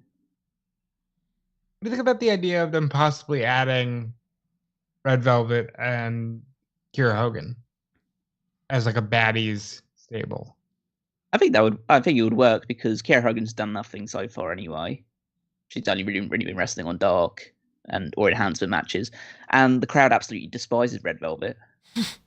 Why? So she should turn heel. I don't know. I guess it was just her association with Brandy and Cody, and it's kind of rubbed off on her. I think there was some things where she was put in weird matches, like that match with Britt Baker. Yeah, I mean that was the words. And the crowd just completely. Yeah, of course the crowd just immediately turned her. I think it's just a carryover from that, and they've never really gotten behind her since then in any match that she's had. I mean, she had that match with Willow on Rampage, and everyone loves Willow. Everyone really wanted Willow to win that match, and Red Velvet beat her, and you're just going, oh. And again, it's nothing against her. She's very charismatic, and she's getting better in the ring. So there's nothing really that should make her a heel, other than the fact that she's being put against people that are a lot more popular than she is. I think it's the first sign for the company of like kind of over pushing someone, or like we can tell, you had the association of Brandy and Cody, like you're going to be, the chosen one, so to speak. So I think they should just play into it, like make the best out of bad situations. He's currently getting negative reactions, put her with Kiera and Jade, because they seem to be good friends anyway, so I think they'd be able to play off each other well. Even though the whole 3-woman stable behind a champion is kind of what they've done already with Britt Baker and Jamie Hayter and Rebel. Well, they've shown that they don't know how it's formula for them. Nyla has the first crack at the champion for some reason, and it's usually awkward, and then they just sort of pitter-patter around with the challenger of the month until they're ready for a match that people are going to care about. I like Dace's theory. He says Nyla Rose saying she loves cake was the highlight. I think Nyla eats 3 cakes at Battle of the Belts too. Probably going to eat Red Velvet too. Name's too close to a cake. You're creating a whole narrative here, and I'm much more interested in that than just like line Nyla Rose against Thunder Rose or something like Red Velvet and some kind of like cake society, a bunch of cake related themes. I don't know what they would call some of the other people on there, but I'm down for that. What other stuff we got going on? Nothing else on Monday Night Raw. They're doing that whole Bachelorette thing I've said that's just garbage. Absolute trash. Currently listed as one of my least favorite things that have happened so far this year. NXT. I thought this was funny. On NXT, Braun Breaker, after they do the NXT North American Championship match, which Cameron Grimes retains, Braun Breaker just goes, "Hey, my dad's safe." It's like, the hell did you do that angle for then? He's like, yeah, he's safe, fine, he's home. But Joe Gacy has his Hall of Fame ring. Like, I don't understand that whole. I know that they're going with like, okay, well, Gacy is going to be feuding with Braun Breaker, and they think that this thing of him putting the hot Hall of Fame ring on his finger is like some kind of ritualistic thing or whatever. But you abducted the guy, and then it's just like, all right, off screen, we figured it all out. He's fine. Oh, that was terrible. Von Wagner beat up Jack at times. Nothing really going on there. Dakota Kai lost her shot at the women's title. Cora Jade, here's an interesting thing. Cora Jade was talking about how she's still going to go for the women's championship, and then Natalya came out. Everybody's going nuts over Natalya. And she is crying, and she's talking about how she pointed to Cora Jade in the crowd, and that inspired her, and all these good things. She's the future of the women's division, but the future is bleak. Slaps her, locks her in a sharpshooter. I laughed so hard at this segment. Because I was like, man, this was so... Why do they continue to make Cora Jade look like a punk? I was like, this was so close to being great, but then it just wasn't. That's kind of a lot of that. Basically describes Natalya's career in a nutshell. Really. That's a good way to put it. but I just, God, this crowd is easy to please. Because it's just like first Dolph Ziggler, now Natalya. I guess the Miz will come. Miz has already come down at some point and will be like a massive. These guys are treated as massive stars when they come down, and they're just like, I don't know. They're people of the previous generation that were who the only reason that they're considered noteworthy is because they've been there for a long time. Like, what's the Isn't it crazy that NXT in such a short span of time has gone completely back to the early days of Full Sail, where it was like, hey, and Sheamus is gonna be here. Yeah, cool. We need someone to pop the crowd. How they undid all of that work. It's almost something that should be heralded for just being a masterpiece of just tearing down everything that company was building. Because you're right. As soon as like Natalya got there, so I was like, yeah, holy shit. Like, yay, we're getting one of the TV stars kind of thing. But it's just an overall, like, I think that it's great for people like Natalya and Ziggler because it must be a massive ego boost. Just go on from an episode of Raw or SmackDown when absolutely no one's giving a jack shit about your match because they're just tired of seeing you, to go into NXT and be treated like a god. It's because you're a star in their eyes. And whereas basically your entire presentation on Raw and SmackDown is that you're a jobber, pretty much. Natalya barely wins matches. Ziggler barely won matches. Miz is a jobber to the stars type, where he'll beat someone like a Dominic Mysterio, but then will lose to a Cody or anyone of any real prominence. But then when you come down to NXT, you're a big deal because all the other people are so much lower down the pecking order in terms of presentation.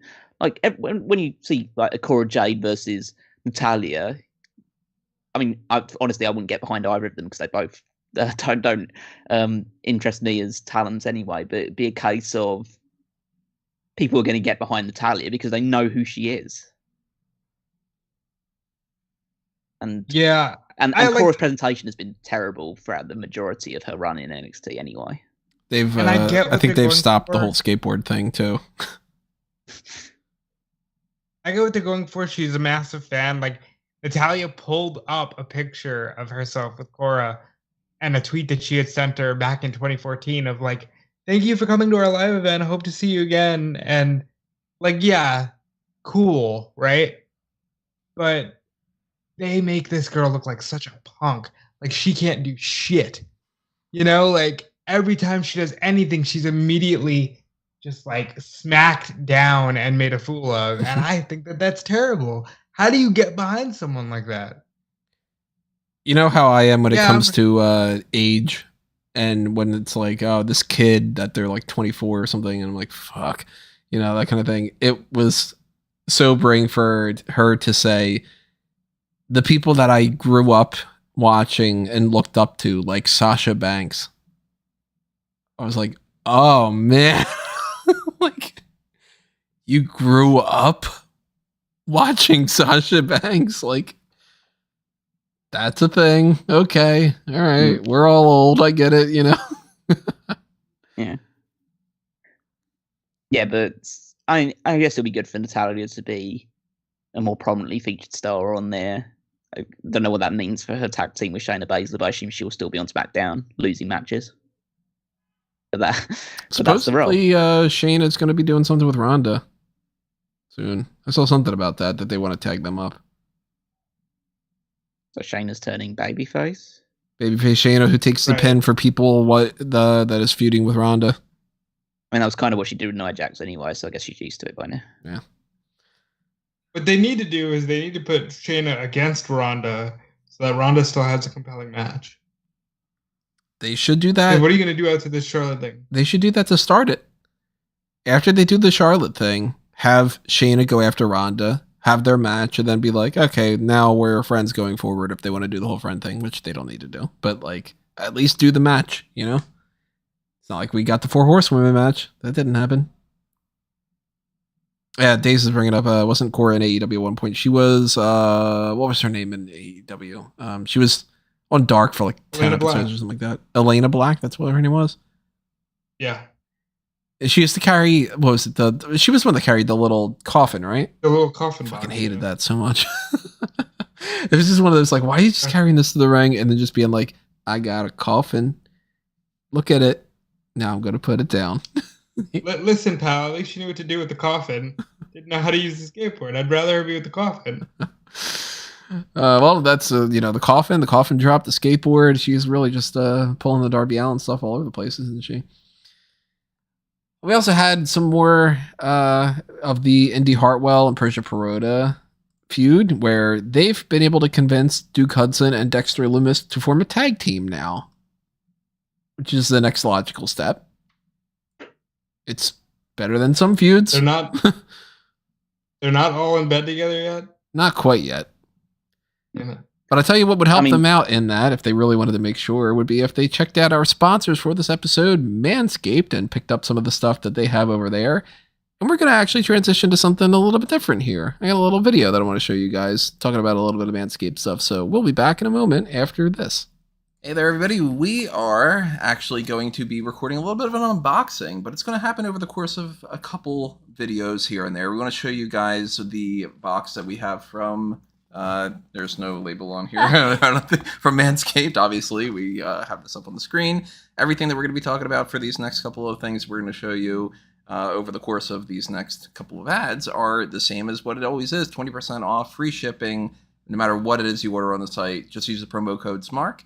And I have, of course, my wife Caroline here because she is just the best person to review this stuff with, because she absolutely loves products as well. So the first thing we're going to be showing you guys is going to be the deodorant. Ta-da! So we obviously took this box off already. We took that out of the box, and Caroline's going to be checking it out and, giving her seal of approval, I'm sure. Not only does it smells heavenly, but you can use it under your arms, but you can use it everywhere else. And residue-free, people. The fact that it doesn't have aluminum, it makes it super safe. You're not gonna develop any cancer under your arms or in your breast area. Like I said, you can put it anywhere else. And it's vegan and cruelty-free, so you're not getting, animal friends tested. And there are no animal products as well, and it does smell really, really good. I might steal it. I think that just means we need to order another one with the promo code, just the same as everything else like that. So I am going to be smelling nice, and I'm sure she's going to be really appreciating that because I'm going to use it. I'm not going to let her steal it. And then we got more stuff to show you over the course of the next couple of videos and stuff. But with everything that's in this box and outside of the box, use the promo code SMARK. Thank you to Manscaped for sponsoring us. Thank you to my wife for being beautiful and gorgeous and everything else that's positive in the world. And we're going to be going back to the show now.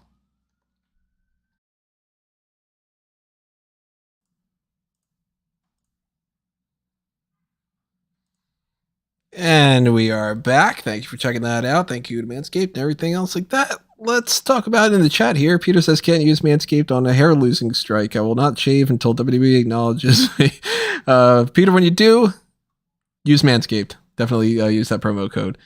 Shayna will cost Ronda the match. I don't think so. I think Ronda's winning that championship at WrestleMania Backlash, but that remains to be seen as well.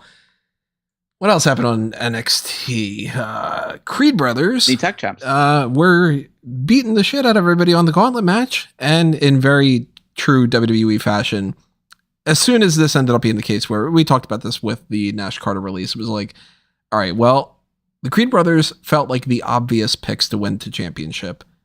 And they swerved and went with MSK. Now that the titles are vacated, it seems like 9 times out of 10, when they're in this sort of a scenario, they go with, well, we can't go with the obvious people because the obvious people would be the obvious pick. And this is, whether it's something like a vacated title situation, or it's something like, it's an awful thing to bring up, but the Chris Benoit ECW championship match, Benoit versus CM Punk. It's supposed to be that. They end up going with, we're going to throw John Morrison in there. And everybody goes, well, I guess that CM Punk's going to win it. They go with John Morrison. Almost every single time they go with the let's go in the other direction thing. So before this, we're like, all right, well, then Pretty Deadly's winning, right? And they end up going with the gauntlet match, which I think was the right decision instead of just like a fatal 4-way or something. And Creed Brothers beat Legato. They beat Brooks and Jensen. Every time I want to say Brooks and Jensen. Brooks and Briggs. They beat Grayson Waller and Sanga, and then Pretty Deadly beats them. So the Fabio twins are the new NXT Tag Team Champions. They got new names, they got belts. What are you guys thinking about that? This was the right call. Because if they would have put it on the Creed Brothers, I probably would have been upset. Because I would have said, the allegations that you ended up firing the guy for were already out before the pay-per-view. So you should have just ran with the Creed Brothers. So I'm glad they found another way around it. And I think Pretty Deadly is a great tag team to do this with. Are they Red Dragon? No. But they're a fun team, and NXT 2.0 fits them perfectly. And they can christen the new belt with the colorful plates. I think the one thing WWE does consistently well are gauntlet matches. The way they book them it's just very straightforward, to the point, and it's just all wrestling. Essentially, okay, who's the team you want to get over? Start off with them, have them beat a ton of people, and then either they win and they get a huge pop, or they just fall short and you just still feel like getting behind them. They did that. That's what they did with Kofi.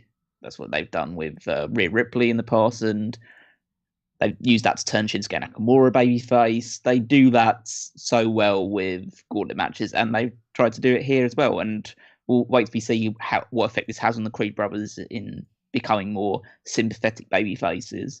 But the right choice, I don't know whether it's the right choices or not. I know Pretty Deadly are pretty good. I mean, the clue's in half the name. But I think that, we'll wait and see whether it does lead to a decent feud between the two. I'm just picturing that they get like, all right, you're no longer going to be Lewis Halley. You're going to be Elton Prince. You're no longer going to be Sam Stoker. You're going to be Kit Wilson. And you're no longer going to be Pretty Deadly. You're going to be halfway decent. Like one of those kind of things. They have the new championship belts up on the website now, thankfully. Look at that. I'm going to save those images because they finally have them up with these multicolored background things. Pretty still good looking championships. It's essentially the same as what it was before, just with a couple little tweaks. But they added the perfect pops of color just to get across the new brand.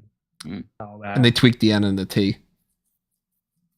But yeah, they did ever so slightly. Yeah, now it's the proper logo. So we got that. Anything else on NXT? I don't think so. We talk about the unintentional and the stuff that was unintentionally funny and the stuff that was meant to be funny that wasn't. For NXT, the example, the example of that being the Super Soaker. Oh God, yeah, that was stupid. Which was supposed to be hilarious of Wendy Chu spraying Toxic Attraction and then going crazy like it was the whole Austin beer bath thing, and just looking dumb and stupid because it's just water.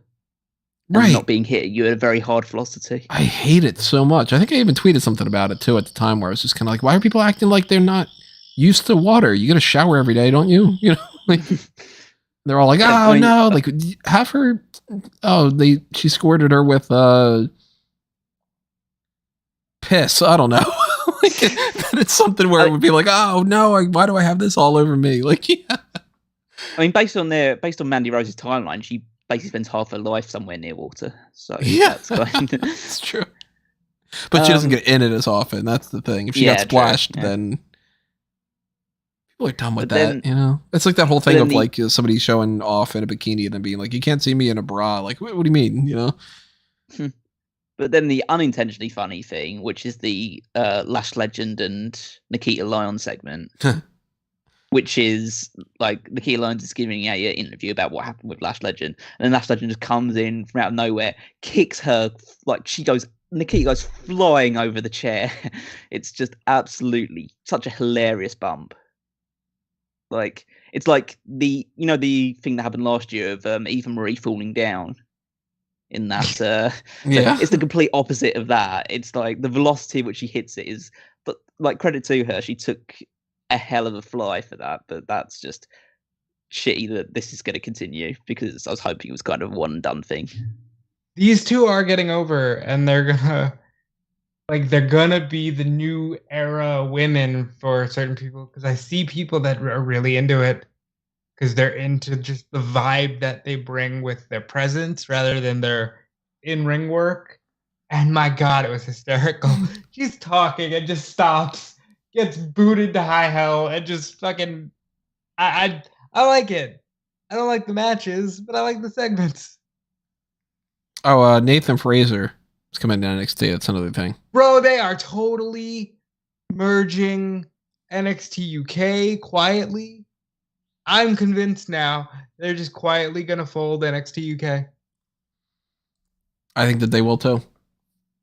I think it's going to be one of those things where it's like, if you want to stay in the company, you need to move to the United States, or you need to travel back and forth whenever we need you to.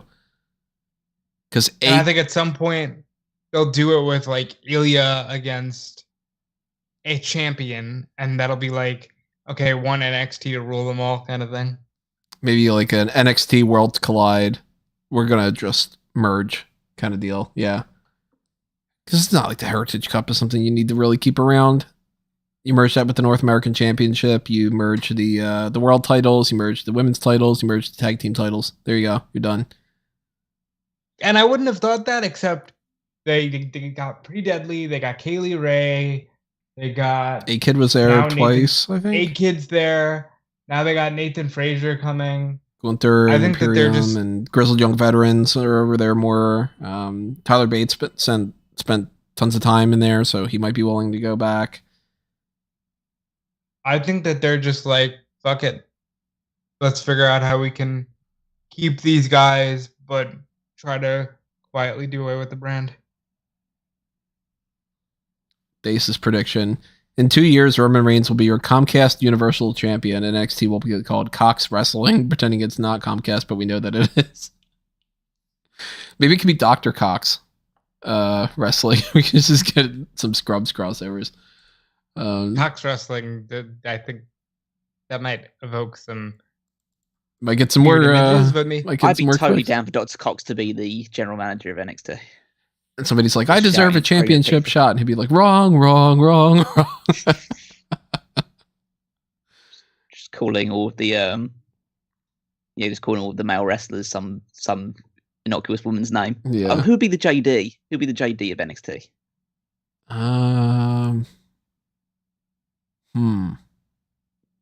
Gotta be somebody who's a goof but likable, not like, oh, that guy's annoying. Take a look at that roster real quick. I mean, maybe like a Cameron Grimes kind of deal. Certainly not Guru Raj or LA Knight. Or yeah. Probably not. Yeah, not Grayson Waller or someone like that, or Solo Sikoa. It would be a good JD. I would have thought Trey Baxter would be a good JD if he'd actually stuck around. Well, then that would make Cord JD Elliott, right? They were already booking this entire thing. Well, then we need to have the janitor. Then we need to. So, admittedly, I've never watched Scrubs. You got to watch Scrubs. It's great. Yeah, you're missing out. Yeah. Scrubs is the way that I've always referred to it is there's a trifecta of Seinfeld, How I Met Your Mother, and Scrubs, where there's a crossover between them in a way. Like, How I Met Your Mother kind of reminds me of like if you took Scrubs and you mixed a little bit of Seinfeld into it more. So I know that, with Seinfeld and with How I Met Your Mother, you would like Scrubs. You definitely should check it out. Yeah, Days of all people turning off the stream right now. Never watched Scrubs. Yeah, okay. The guy who has said "Eagle" more times than I've even heard it on the show. Would Dexter Loomis be a janitor? He could be. Yeah, obviously he doesn't talk, but the janitor does. That's kind of. I think LA Knight would be a good janitor. Now you just want to like fan cast this whole thing. You make Elektra Lopez, Carla. Peter says, How I Met Your Mother just got renewed for a 10th season. So I had heard Jason Segel say we should do a 10th season. I don't think they got renewed for a 10th season. God, I hope not. I'd be cool with it if they went and started off the whole last season is kind of not how things played out, like kind of thing, and then they just go, and let me tell you what actually happened now that I woke up from my nap and had a bad dream about the last episode, and the mom didn't die and all these other kind of things, and let's tell you how this actually played out. I always say, like, I understand why people didn't like it, but it made sense. The ending made sense. What they should have done was given you more time with Ted and Tracy. They just should have. Because I don't mind the fact that she died and all these years later, he decides to get together with Robin. I think people felt betrayed by the fact that it was, and here's the mother, and never mind that, because the whole show was actually there. I still have not seen How I Met Your Father, by the way. So it's good. It's 10 episodes. It's 10 half hours. Just do it. If you don't like it by the end of episode 10, then just never watch it again. But I think the 10th episode and the way that they incorporated the previous How I Met Your Mother universe, I think they'd win you over. I did see that clip. So they brought Scrubs back, and that was a great success, right? That's cool. Ugh. So, the end of Scrubs is so great. Why do you ruin it? So, that's why, to bring it all the way back to Futurama, that's why I'm worried about them reviving that. Because I'm like, you had 2 really good endings. Do you really want to go and try to mess it up with a third? Oh, they had more than 2. They had they've 7 been endings. 3 times. Yeah, they've been cancelled 3 times. So it's like doesn't. But that's the reason why I'm still pumped for it, is because every time they have been cancelled and come back, it's always gone well. So they've got a good track record. Somehow that show has ended more times than they should have, and each time that they've ended it, I'm like, yeah, you know what? I could see that being the end. Yeah, you know what? I could see that being the end. You know what? That's even better of an ending.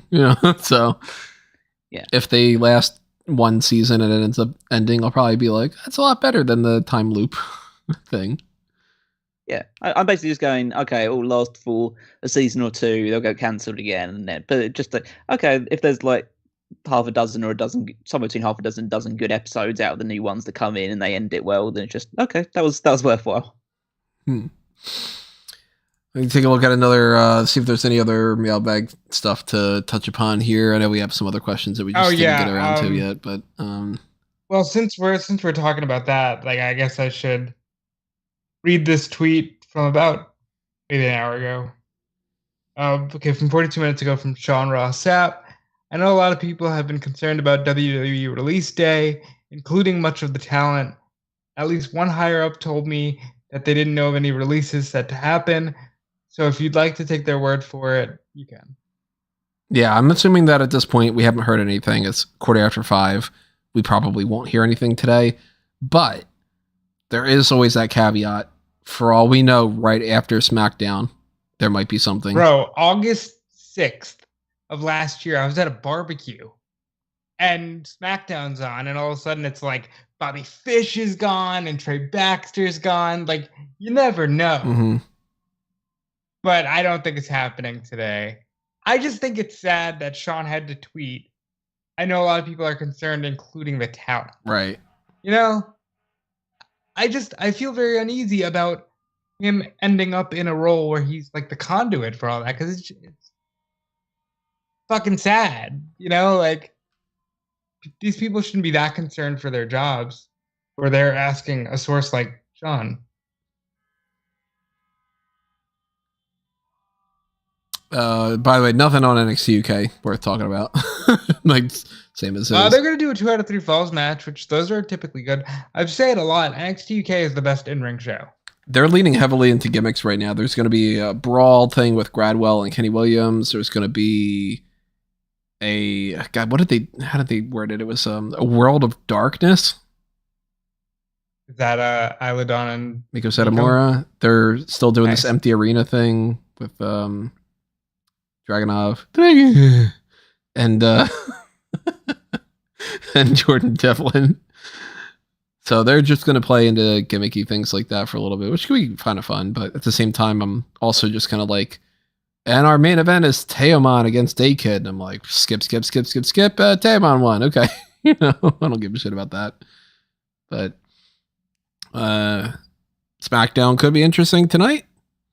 We got the Battle of the Belt stuff. We got the Rampage stuff. Yeah, Rampage is on in 2 hours. Oh, wait, it's earlier than that? Rampage is live at 7 o'clock. Yeah, 7 o'clock special time. Ah, okay. I didn't know that. I was just assuming that was at its regular time tonight and that they were going to tape out all the belts beforehand. All right, well, I guess I got to rearrange a little bit of my schedule. That sucks. In a good way. What do you mean? You're getting Rampage out of the way. No, I don't typically watch Rampage. Oh. And I wanted to just Your problem. try to veg out a little bit afterward, but I guess I'm going to not do that. But, with anything that happens over the course of this next week or so until we get to the next round of the hot tags, of course, stay tuned to smarkoutmoment.com. I have a page already ready to go. If they do release people, where I'll be jumping on that as soon as I possibly can. I am hoping, as I've said before, that that's not the case. If it does happen, you'll see some stuff up on there. We'll eventually talk about it on the other hot tags. We're not going to just do an impromptu, okay, let's hop right on and start doing a podcast type of deal. But we'll talk about it when it happens. If it happens, we will give our thoughts of Battle of the Belts and our thoughts on anything else over the course of the next week. And I actually don't know what we have planned for this next main event. I think this might be one of those blank weeks that we didn't sort out yet. Let me double check real quick. Yeah, we're currently on a blank week coming up. So if you have any suggestions of what you'd like to see, this week and next week are currently blank until we get into the next set of predictions for WrestleMania Backlash. And we did the ROH thing. So if you're interested in checking out the mock draft, we already did that. But the second part of that, where we talk about our pay-per-view card, is going to be coming up on the Darkcast. And I've already started working on mine. I've got about maybe 3/4 of mine figured out by now. some topics that we had talked about before, some that I didn't think about until I started working on this. I will say that I'm pretty confident with what I've got so far. I think it's pretty decent. And there is no Chase Burger University on my card, unfortunately. But you're doing the Big Man buffet with cheese. I mean, I am doing that. Like, that was an obvious thing. That was the very first thing that I put down, except for one other match, which I think will surprise you guys. But stay tuned for that. Stay tuned for the other stuff we have coming your way. Thank you for sending some mailbag stuff in. Thank you for chatting with us. We're going to round things out here with just some other kinds of plugs. And a reminder, of course, to check out the Fanboys Anonymous stuff over on fanboysanonymous.com and that channel. Like and follow and share and favorite, subscribe, and do all that good stuff. And do the same for Smark Out Moment, because that's what you're here for. So check us out at Smark Out Moment on Facebook and Twitter. Hit the like button on this. Hit the share button if you want to pass it around. If you want to donate something, we got the little tip jar thing. We got the TeePublic and Redbubble for the merchandise shops. We got Patreon. We got the members only content on YouTube. So hit the join button as well. Subscribe if you haven't done that already. Check out everything else that I've got going on by following me at Tony Mango. And check out what these guys have going on as well. Rob? Yeah, you guys know that you can follow me at Dude Felice. Follow Sean Ross Sapp. Follow Fightful. If you see anything regarding releases, Sean Ross Sapp will have it first. Yeah, thankfully there was no releases, so we didn't go 3 for 3, it appears. And just follow me everywhere and follow Callum. Oh, hang on a sec. I've just seen some release news for the Universal Championship and what's going to be like going forward. You can also check out the power rankings, my week-to-week contribution, always like every single Saturday. Check out the latest positioning, who's top of the rankings, who's fallen off, who's been added on, all of that great stuff. And yeah, follow me on Twitter at Wigmeister14, where I might occasionally tweet things. Let me just double check. Is everybody hearing us? Because we have some kind of a little bit of a glitch going on. I think right around the time that you were saying about the triple threat. Currently showing up to me, it said that we had gotten disconnected. I don't know for sure, but I think that we are back. If you guys didn't hear what Callum had said, then let us know. But in the meantime as well, also check out what Chris Dace has going on. Chris is in the chat, so check out the Dace Man all over the place. Basement Protocol and Dace Man Show and everything. Yeah, we're still kind of connecting in a weird way. I don't know what happened here. I don't know if this was I think this was an OBS problem more than anything else. We were the ones that were released. Maybe we were. Yeah, so I guess that actually it might have cut you off for most of what you had said, Callum. That's fine. My stuff is that important anyway. Follow Callum at Wigmeister14. You know Yeah, check out the triple thread, all the other good stuff like that. Guest Five's asking, who would be the not Jeff of NXT? Who would be the not Jeff? Brooks Jensen. That's giving Jeff too much credit. Maybe Malik Blade? The person who's booked on NXT as being the Virgin. Maybe Malik Blade, because at least he's... Yeah, I would say Malik Blade is the Virgin of NXT. Yeah. Oh, Rufeng. Maybe I'll make a... There's a lot of people in NXT that I could probably pass for that. Make a not Rufeng t-shirt or something to sign. Yeah. Everything else so that we got going on that we're working on, you guys should know when we know. We'll post something on the Mega Maniacs or so, and we'll kind of keep things rolling along. But whatever the main event is the next time around, we will see you there, everybody. I am assuming that everything's been connected. It's been counting down and stuff. So if there's some kind of a glitch or something, then I don't know that happened with that. Nobody got released, thankfully. That's good. Hopefully it stays that way. And I guess we'll just take it by ear and play this out. We're gonna get SmackDown tonight. We're gonna get the other shows, and we'll talk about that later. But adios for now, everybody. Thank you for joining us for this live show. Thank you for listening afterward if you weren't able to join us live. And we'll see you next time. But for now, this has been another Smark Out Moment, and we are being counted out.